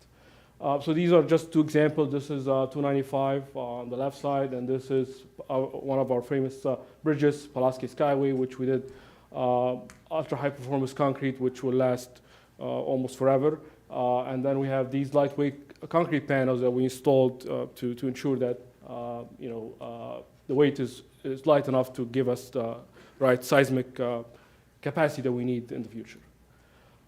In terms of preservation, the goal here is to try to increase the surface life of the structures, and by doing routine and periodical maintenance, working with our maintenance staff and operations, we are focusing on trying to increase the lifespan of the bridges and structures from the typical 100-year lifespan, that's what we designed to even more than 120 to 150, just because we're focusing on the maintenance as well as the design elements. One of the other key components is pipes. So operations under Andrew Sennard started a program to inspect pipes and find out the condition of those pipes, right? So one of the key elements that we also try to implement is lining these pipes to survive even longer. Ultra high performance overlays is one of the key components that there's a presentation, I think, in the afternoon, existing foundation, and we rehab these foundation to give us more seismic retrofit. Corrosion resistant, so we have stainless steel and a fiberglass, which will, as I mentioned, give us the lifetime we need. One of the other things we have initiated as a department, and we have been the pioneer implementing this technology 7 years ago, was lightweight aggregate, which gives us less material and less weight, gives us also a recyclable material that's completely made from 100% recycled glass. One of the other things I want to mention is lightweight concrete. This is an example of how much savings we can use from a study that we did for a bridge in North Jersey that relates to lightweight concrete. Here you can see how much savings that we can get just from using a different material from regular concrete versus lightweight concrete. And that can give us a lot of more constructability related benefits like beam length, reduction of loads, increase of load radius, capacity for cranes and things like that. One of the other things we also implemented because we're a very busy state is accelerated bridge construction. ABC is one of the key components that we have been using for the last decade or so. So this concludes my slides. I apologize I went fast. I just wanted to cover as much as possible. Thank you.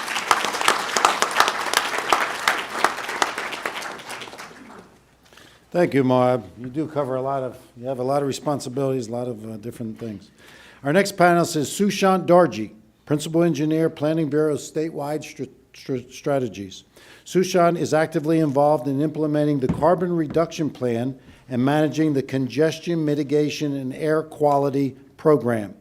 His work focuses on developing sustainable transportation strategies that reduce carbon emissions and improve air quality across New Jersey. Please give a warm welcome to Principal Engineer Sushant Darji.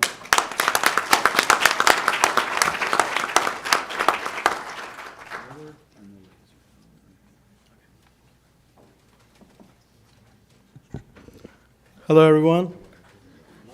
Good morning. Okay, so today I'm going to presenting about the focusing on two programs, which is like federally funded, and our program is mainly like our keynote speaker and the Jim also mentioned about the carbon reduction program. So I'm going to just give a brief on the carbon reduction program and the congestion mitigation and the air quality, which is called CMEC program. And our goal is like emphasizing, by using this program, our goal is like emphasizing the NJDOT's commitment and sustainability and the practice and the innovation in achieving decarbonization. So let's start with the carbon reduction program. So in the carbon reduction program, this is like we developed over the last year to come up with the 5 key strategies, which is first one is to promote electric and zero emission vehicles, which includes like encouraging a shift to a cleaner fuels, which encouraging like more EV cars and alternative fuel vehicles. Second one is the use of mass transit and active modes, which includes the reducing reliance on a single occupancy vehicles, so we can promote more public transit. Third one is support efficient roadway operations, which includes enhancing traffic flow and minimizing delays. Fourth one include the incorporate efficient construction and maintenance, which includes the utilizing recycled materials and best practices, the one that Rob mentioned about the recycled material of the asphalt, rubberized asphalt, and the glass foam aggregates. And the fifth one is enable innovation solutions, which includes exploring new technologies and sustainable materials. So we developed this strategy last year, and then we are working on the implementation plan with the collaborating with the internal divisions as well as the external agencies, which includes MPOs, Federal Highway, NJ Transit, and the port authorities. And so we can incorporating all their comments, and then we can effectively implement these strategies, so we can come up with a better plan. So this is like for the think of us as a like eco-friendly GPS, and we like recalculating our route to the cleaner tomorrow. So let's move forward to the CMAQ.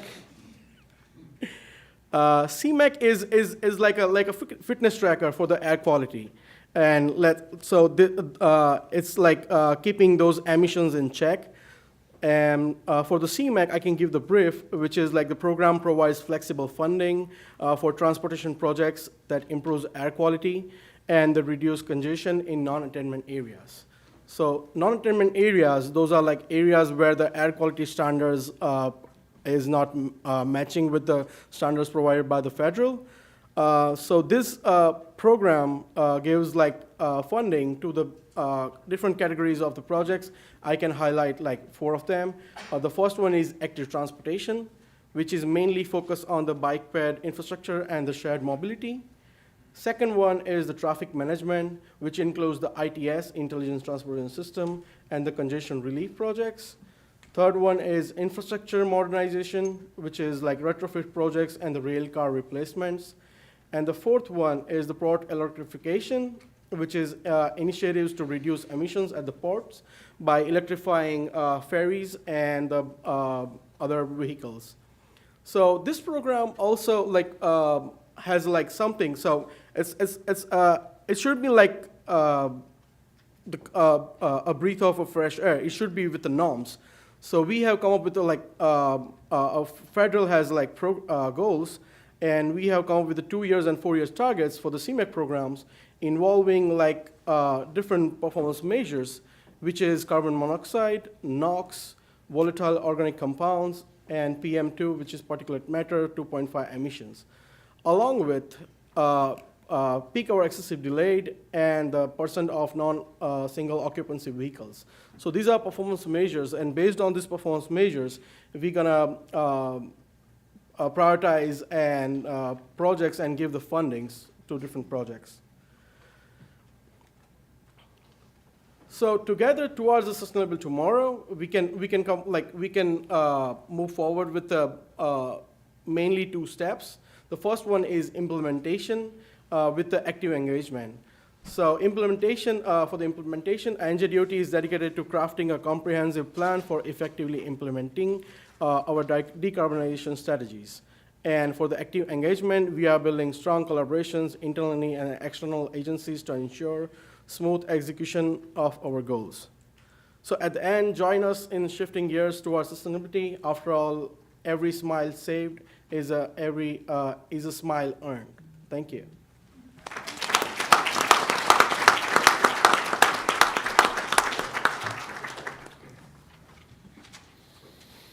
Thank you, Sushant. Our final panelist is Giri Venkatila, Innovation Officer, Bureau of Research, Innovation, and Information Transfer.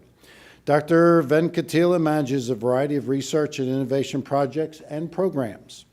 He is also the NJDOT Transportation Pooled Fund Program Manager and the lead for NJDOT LCTM Grant Program.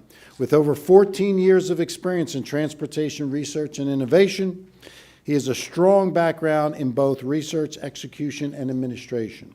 Please give a warm welcome to Innovation Officer, Dr. Giri Venkatila.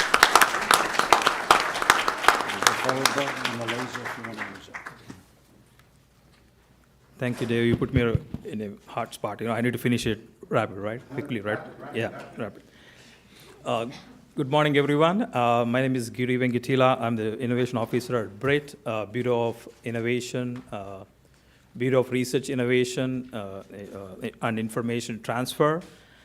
It's been great pleasure working with the panel here. So far you have seen many tools and technologies are implemented on our roadways. This is where everything starts, with the research idea and innovation idea. That's where we are here. Like BRIT, we oversee many research projects in entire our DOT units. And we have seen rise in sustainable research projects recently. For example, we concluded a research project on energy harvesting. So we have seen on our roadways how we can harvest the energy using solar panels and noise walls, and also like piezoelectric sensors, how these bridge movements or vehicle movements, we can capture the energy. It's pretty fascinating research.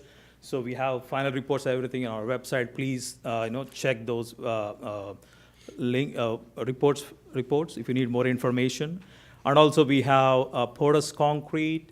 We conduct lab studies, and we take the lab studies towards the actual implementation. We also implemented the porous concrete sidewalks, and also we benchmark the advanced concrete materials for NJDOT infrastructure. So that give us we can pick stronger materials, better materials for durability of infrastructure. And we are also continuously have many research projects on sustainability. So please check out our website, Tech Transfer website, for more details of these projects. Along with the projects, we have many programs that can, that can have sustainability research and innovations.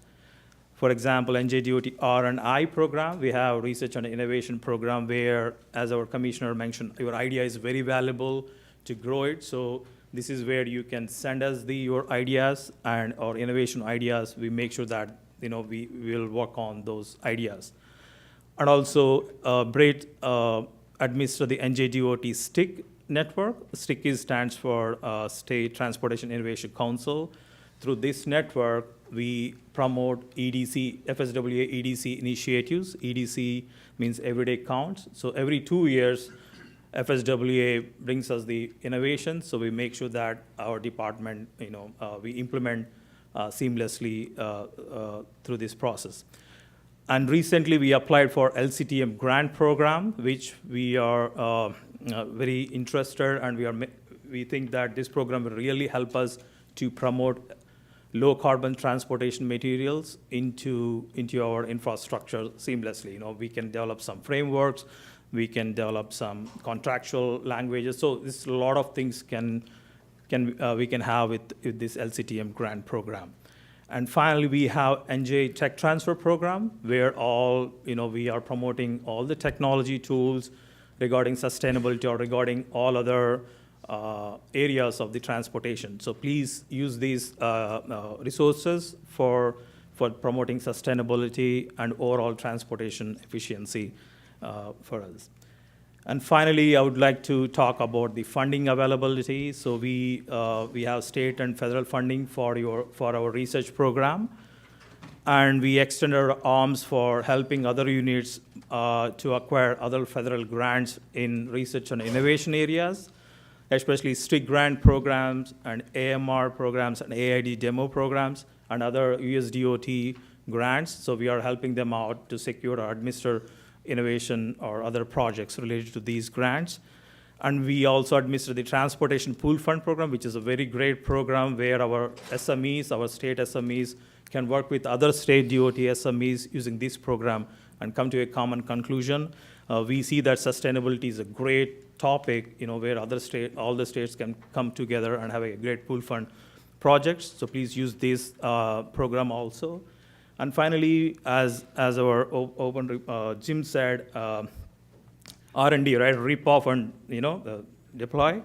So we have seen like many research projects from NCHRP, ASTO. They are coming on our emails, right? So if you think that any project that suits for your unit, and we are here to help you to implement as a pilot for your unit, so please use that resource also from us. So with that, I would like to conclude. Thank you very much for your attention.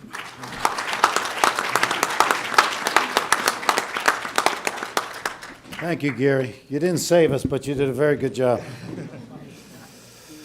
I'm now going to ask the panel a series of transportation sustainability questions. Number one, what do you see as sustainability and/or resilience priorities or advancements in the next 25 years of NJDOT activities? Alex. Yeah, one key. Take the mic. Right up to your face. Oh, got to bring it that close? Yeah. Is it on? I have no idea. Okay. Yeah, one key advancement will be implementation of green infrastructure. It's not on. It's on. You just got It's to be on. close to it. Almost kiss it. I'm not used to this stuff. I'm a construction guy. I'm out in the field, and that's what I used to do.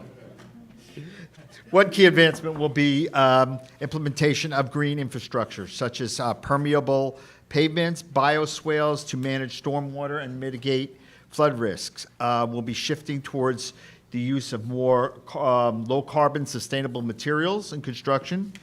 The electrification of public transit and state vehicles will be centrally important, and along with our NEVI and EV programs. Additionally, we will be looking at adaptive traffic signals for safety and safety of both the pedestrians and motoring public. These measures will ensure that New Jersey transportation system remains effective, safe, sustainable in the face of environmental challenges. Thank you. Anyone else want to tackle that at all? All right. You hear me okay? All right, Perfect. good. So I think from my perspective, being the lead in pavement, maintenance and preservation have to be at the forefront of what we do because, that is the heart of sustainability for our highway infrastructure is to maintain it and perform preventive treatments to extend the life of the pavement. In addition to that, building smooth, long-lasting pavements. One of the things, and we've been at this a long time from a pavement perspective, and we're doing a lot of good things, but we haven't measured it very well. We haven't measured the effects of these things, and that's one of the things that Federal Highway is pushing us now to do, is to start measuring these things and, show the public what you can do with these treatments to reduce carbon emissions, right? Okay, thank you. Question number 2. How can emerging technologies transform and enhance sustainable practices within the transportation industry? Specifically, what innovations hold the most promise for driving significant environmental and economic benefits in this sector? Who would like to tackle that? I'll give it another shot. I think what you're going to start to see is, again, our big thing is electric vehicles, some autonomous vehicles, which will, begin to reduce our carbon emissions in New Jersey. New Jersey is the most densely populated state in the country. We have a lot of lane miles. We are, we have a big port area. So some of these autonomous vehicles and reducing fuel consumption will help us with the greenhouse gas. Smart infrastructure, too. We're going to start seeing a lot more smart infrastructure. We have adaptive traffic signal programs that are out there right now, both that we have already constructed and will be constructing. These have long-term effects and will help to reduce cost. And again, part of also asphalt. We're looking at various types of asphalt, including wrap, that will help, again, with our carbon footprint. Outstanding. Thank you very much. Okay, Moab? So concrete is the most used material after water, right? So I think one of the kind of key things for these technologies is trying to focus on, as Giri mentioned, the low carbon initiatives to reduce the environmental footprints. I think that's kind of the key component for us, especially in the infrastructure world. We're building a lot of bridges and walls and culverts around the state, and all this money coming in, we have to kind of counteract that effect of concrete. So, thanks. Okay, thank you, Mohab. Gary? Yes. Regarding emerging topics, I think AI, artificial intelligence, I think that's going to come a big weight on us in near future. I think it has a great potential to analyze the data and predictive maintenance and see the sustainable practices, quickly enhance the knowledge. It has a great potential for us, I think, going forward. and also we have to see how the new things that we are going to adopt in our existing systems, the formats, the formalities, the testing protocols, I think we need to change or we need to adapt to the, as the quick pace as R&I is increasing in nowadays. That's my point. I can add Giri's answer. We have like ongoing drone technology program, which can help for the inspection of the bridges and reduce the potential lane closures and the traffic management. So that will help us for the bridge inspection and other infrastructure inspections programs. Thank you. Okay, thank you very much. Let's go on to question number 3, our final question. So I want to get Krishna involved in here. How can NJDOT enhance collaboration with local, state, and federal agencies to integrate sustainable practices into transportation planning and infrastructure development? And what specific framework or partnerships do we envision to facilitate this integration? Krishna. Sure. So as I explained in my presentation, we have had very tremendous coordination with many stakeholders during the development of NEVI contract. As I explained, we have coordinated with Federal Highway Local Offices, Joint Office of Energy and Transportation, Team New Jersey, that includes Bureau of Public Utility, DEP, Economic Development Authority, as well as we have coordinated with New Jersey Turnpike Authority, as well as South Jersey Transportation Authority's roadway unit, just to collaborate to make sure that our 19 alternate fuel corridors are not in conflict with anywhere else. As we move forward with the installation of the charging station and operation period begin, we are also implementing a coordination with local offices as part of the community outreach, as well as during this operation period, EV charging operators are required to participate in the emergency action drills with the first responders to practice the emergency response and foster the collaboration with local, state, and the federal agencies. Okay, thank you very much. In the interest of time, we are going to ask one, it's got to be a good one good question to our panelists. So at this time, would anyone like to ask one good question? Please raise, I mean a good one, because we only have time for one. Anybody would like to raise their hand of any of these panelists, please? Is lunch more important? There we go. I thought lunch was taking precedence, but this gentleman here has a question. I don't know if this is really like a good question. Jeez. I was talking to a friend yesterday who I hadn't seen in a while, and he was talking about how he's like a bridge inspector. They do like back calculations for carbon impacts, I guess for like the steel manufacturing, concrete manufacturing. And you guys brought it up, so I was wondering what, for like consumers or roadway users, what that, nutrition facts does for us if we can't really choose what roads we drive on, or like what bridges we use. Panelists? That's a tough question. So That's a good question. It is a good question. So one of the things we're trying to establish is the baseline, right? Figure out what is our current consumption of carbon or other greenhouse emissions, right?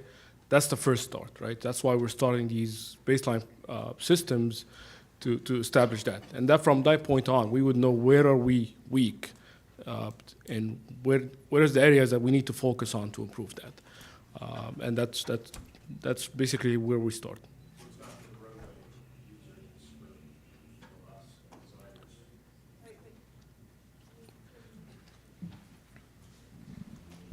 So it's not for us as drivers, it's for us as designers and stuff. Very good point. So we are, as a department, we're trying to be transparent, right? That's one of the initiatives we as a department trying to do is have this information online. So you as a user understand what goes into these systems and infrastructures. So is there like a program to go back in time and do this for projects that have already happened, or is this going to be for projects that are like in That's going to be right in the now? future. That's the focus. Okay. I'll just jump in and add to that. So you kind of asked the question is how does this benefit you as a motorist, right? Well, I'll give you a perfect example. Roadways, we require a certain level of smoothness.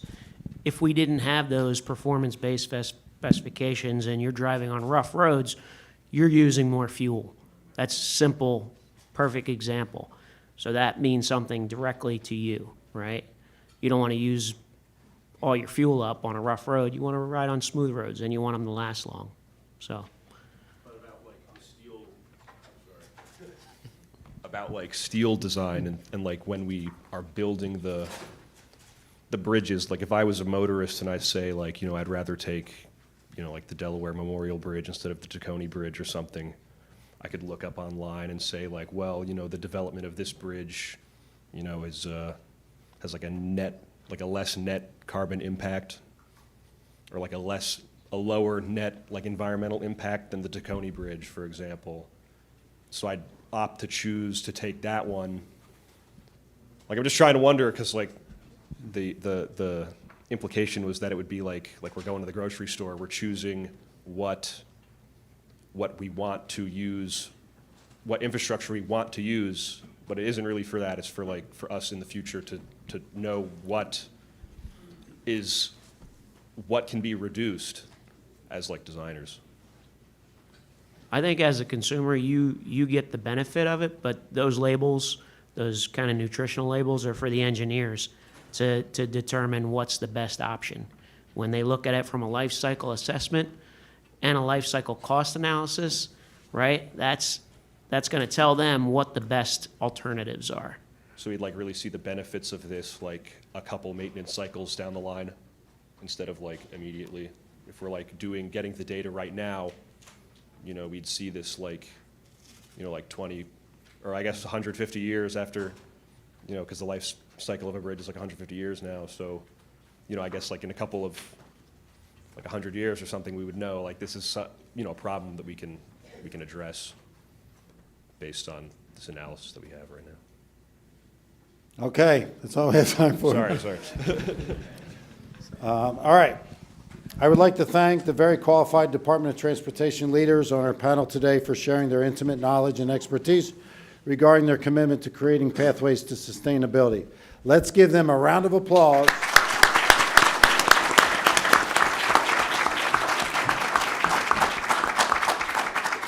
If you have any further questions for the panelists, their contact information is listed here on the screen. Thank you very much. Thank you. All right, let's give another round. Okay, on to awards. We're now going to have the presentation of the 2024 New Jersey Department of Transportation Awards.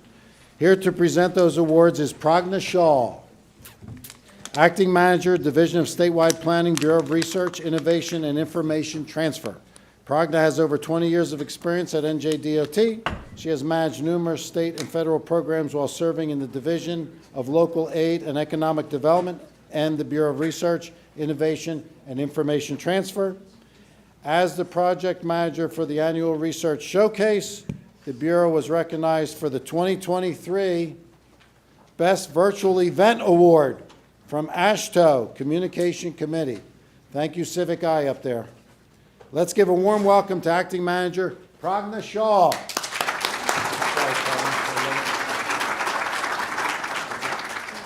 You should be able to just...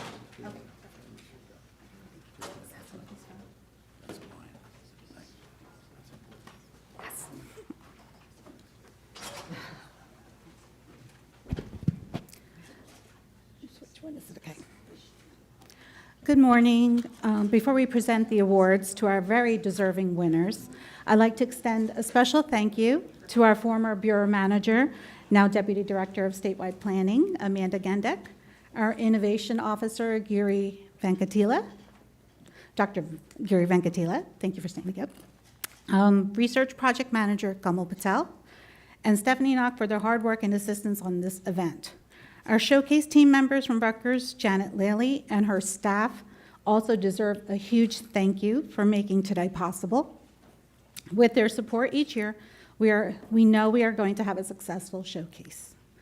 Next, I must also acknowledge the dedicated Bureau staff for their contributions to the research program. Thank you to Research Project Managers Stephanie Patapa, Priscilla Ukpa, Devin Cordero, and our contract administrators Sneha Shah and Sue Rizzo, and our research librarian Eric Schwartz.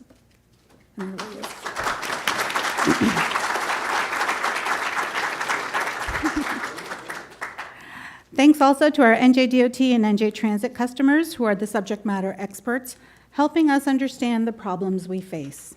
Many of you in attendance also serve on the Research Oversight Committee, ensuring we focus on the most beneficial, implementable research. Finally, a special thank you to our researchers. Without all of our institutes of higher education, your dedicated students, staffs, administrators, and sub-consultants, we wouldn't be here showcasing all this work. And now for the awards. I'm honored to recognize the hard work and innovative thinking of our students, researchers, and NJDOT employees. These award recipients have dedicated countless hours in the classrooms, labs, and on the roads, developing innovative solutions to the complex transportation problems that will affect us all. The first award, thank you. First, I'd like to present the Outstanding University Student in Transportation Research Award. This year, the award goes to Deep Patel. Deep has worked on the real-time traffic signal systems performance measurements, phase 1, 2, and 3, as well as several NJDOT research projects. Throughout these projects, Deep's extensive and multifaceted participation in the research project, from design to recommendation, has not only contributed significantly to the project's success, but also provided clear and informative perspective to all project participants and observers. The Bureau congratulates Mr. Patel for all his accomplishments and extends its best wishes for your future career. And the, oh, you're already here. Okay, perfect. Thank you.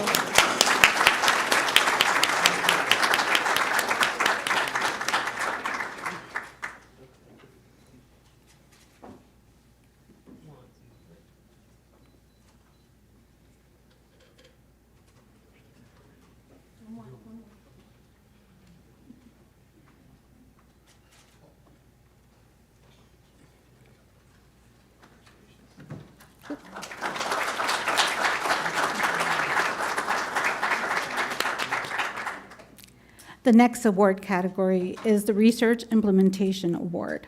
This award recognizes principal investigators for their outstanding original research funded by the DOT that has been implemented and significantly impacted NJDOT and the transportation community. This year, the award goes to Dr. Peter Jin, Associate Professor of Civil and Environmental Engineering at Rutgers University for the New Brunswick Innovation Hub Smart Mobility Testing Ground Project. The objective of this project is to establish a living laboratory for smart mobility and smart city technology research and development in downtown New Brunswick. I would like to invite Dr. Peter Jin to come forward to receive this award, and also joining Dr. Peter Jin is Middlesex County Administrator, Mr. John Polomina. Hopefully I pronounced your name correctly.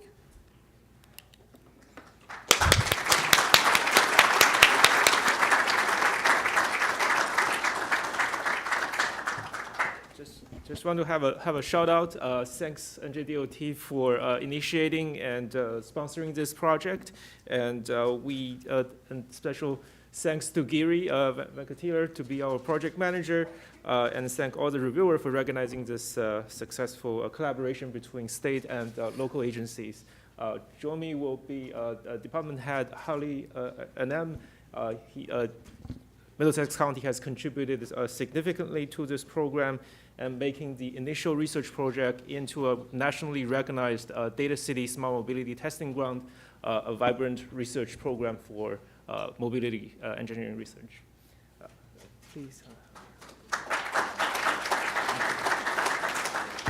Thank you. Thank you, Dr. Jin. Good. I think it's still good morning. I'm not sure. But it's a great honor. And my name is Khalid Anjum. John Polomina sends his regrets. The county administrator could not be here in person, but he's an ardent supporter of transportation innovation and transportation initiatives throughout the county and a big support of the state of New Jersey as it goes forward with all these transformative initiatives. So I have a prepared statement from John Polomina that I'd like to read, and I appreciate your indulgence.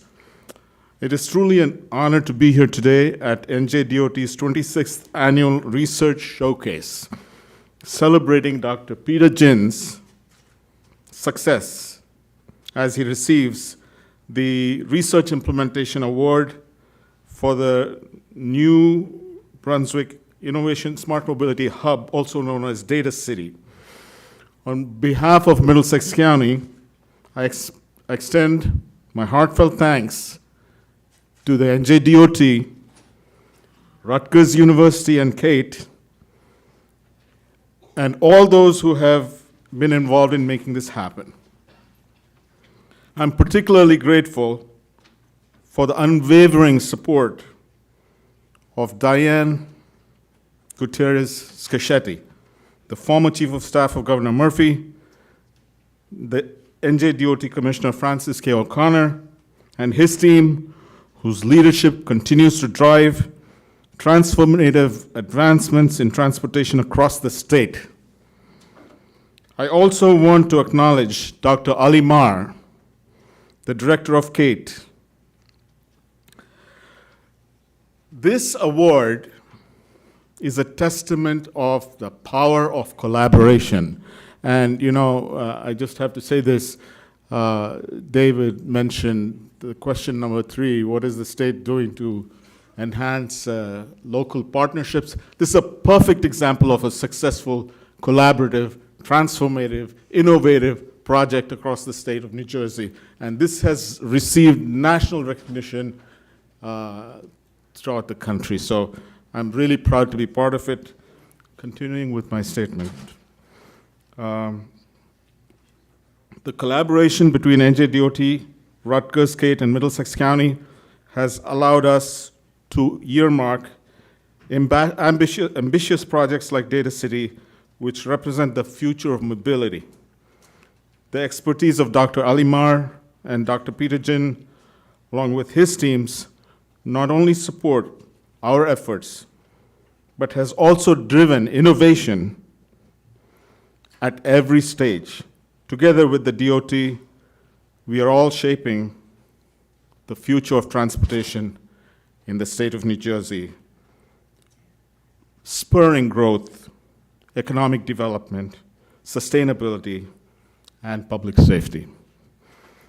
Middlesex County has, one of our credos is that we believe in collaboration. We believe in working together. We think that together we can be more powerful and more successful, and we can be a force, multiplier. Together we can make things happen that we won't be able to make happen if we work in silos. And we practice that, and we put our money there. So we have made significant investments in this Data City initiative, which initially the state started, by the way, and it was the former Commissioner Gutierrez who initiated it. It started with a $50,000 grant, I think, right? But anyway, this award reflects the dedication of the DOT, Rutgers, Kate, Middlesex County to making New Jersey a leader in smart mobility.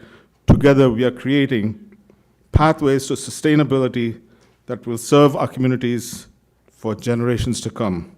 Thank you again for everyone for making this happen.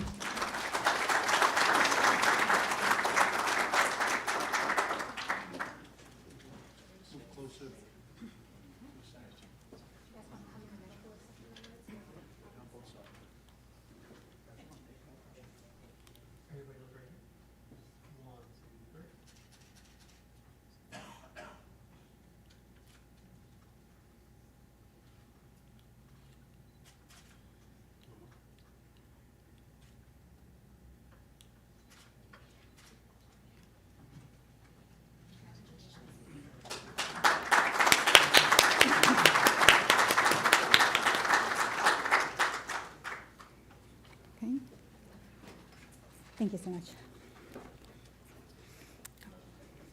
Congratulations. Next is the 2024 Best Poster Award. Let's give a big round of applause to all the poster presenters today.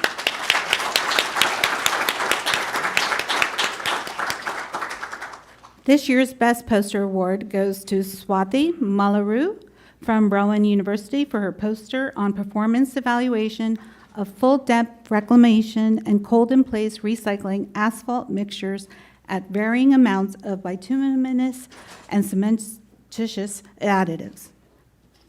Congratulations, Swati.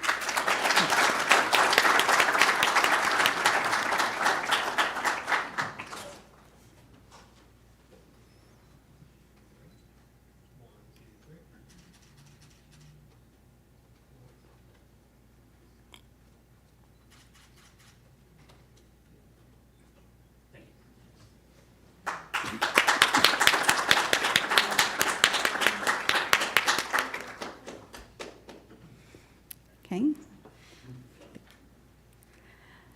This year's Research Champion Excellence Award goes to 2 engineers from the Division of Construction Services and Materials, Yang Zhang and Emmanuel Bassi, for their work on the Advanced Reinforced Concrete Materials for Transportation Infrastructure Research Project. As technical advisory panel members, Yang and Emmanuel played a vital role in the development of the scope and actively participated throughout the research project, resulting in high-quality research that identified advanced reinforced concrete materials for NJDOT.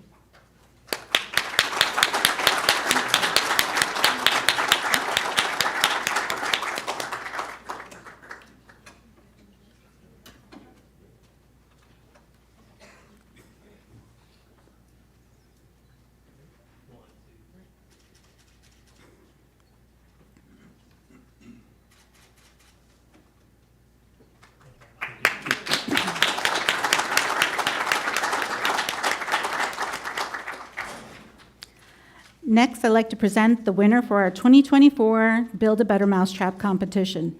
Whether it's a new gadget that improves the quality and safety of a project or an innovative process that reduces costs and improves efficiency, it typically is the people on the front line who discover the latest and best practices.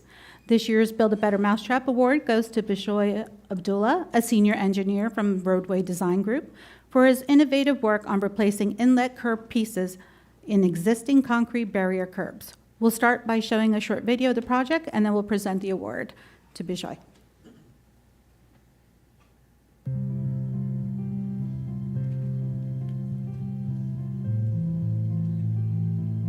My name is Bishoy Abdallah. I'm a senior engineer in the Highway and Traffic Division, Roadway Design Group 1. And my innovation is replacing inlet curb pieces in existing concrete barrier curbs.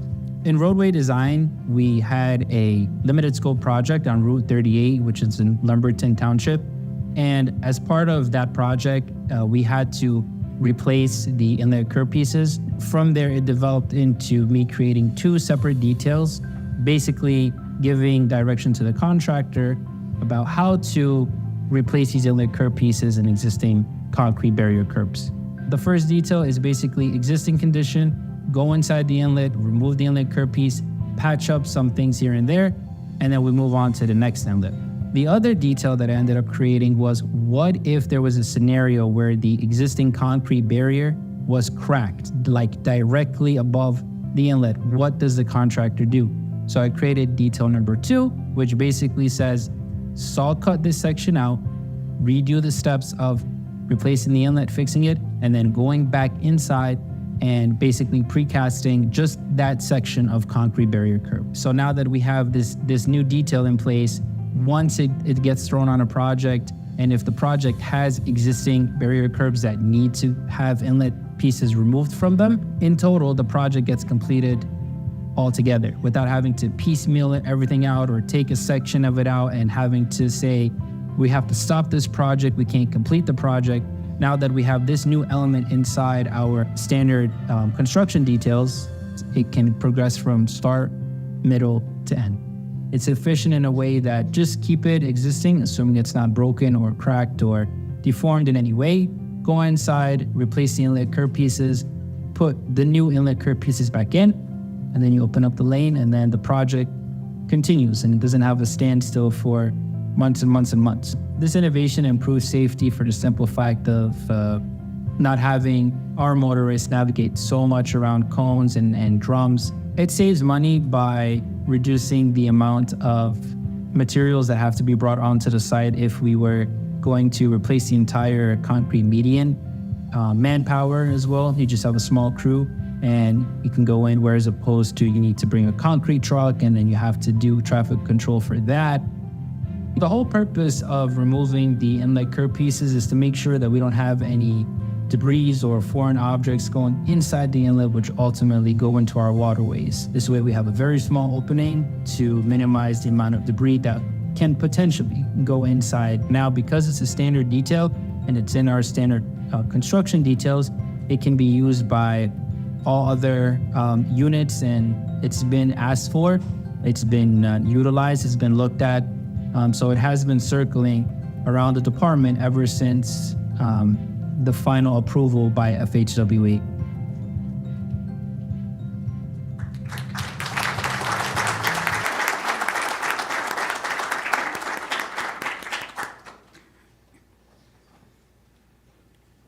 Congratulations.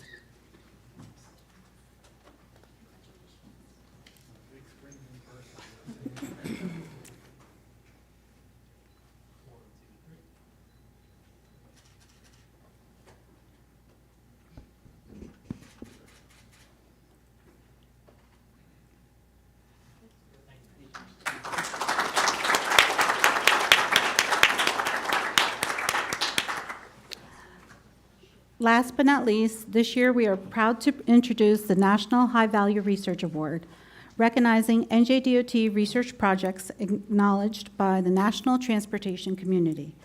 NJDOT has earned 2 awards, the AASHTO-RAC High Value Research Award and the AASHTO-RAC High Value Supplemental Award. I'll invite 2 project teams separately to the stage to receive these honors. The first award, the AASHTO-RAC High Value Research Award, was given to only 16 research projects nationwide.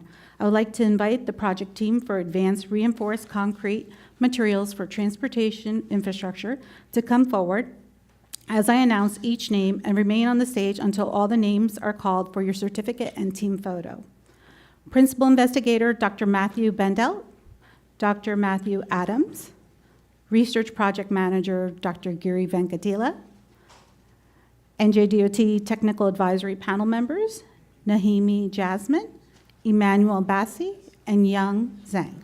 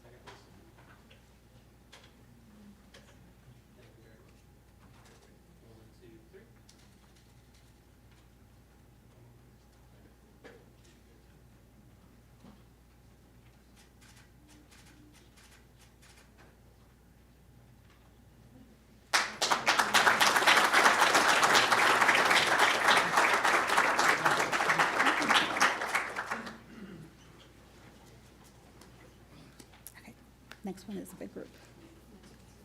Yes. The last award and the second award is the AASHTO-RAC High Value Research Supplemental Award. Please remain on the stage until all the names are announced to receive your certificate and team photo. I would like to invite the project team for innovative pothole repair materials and techniques. Principal Investigator Dr. Hao Wang, Dr.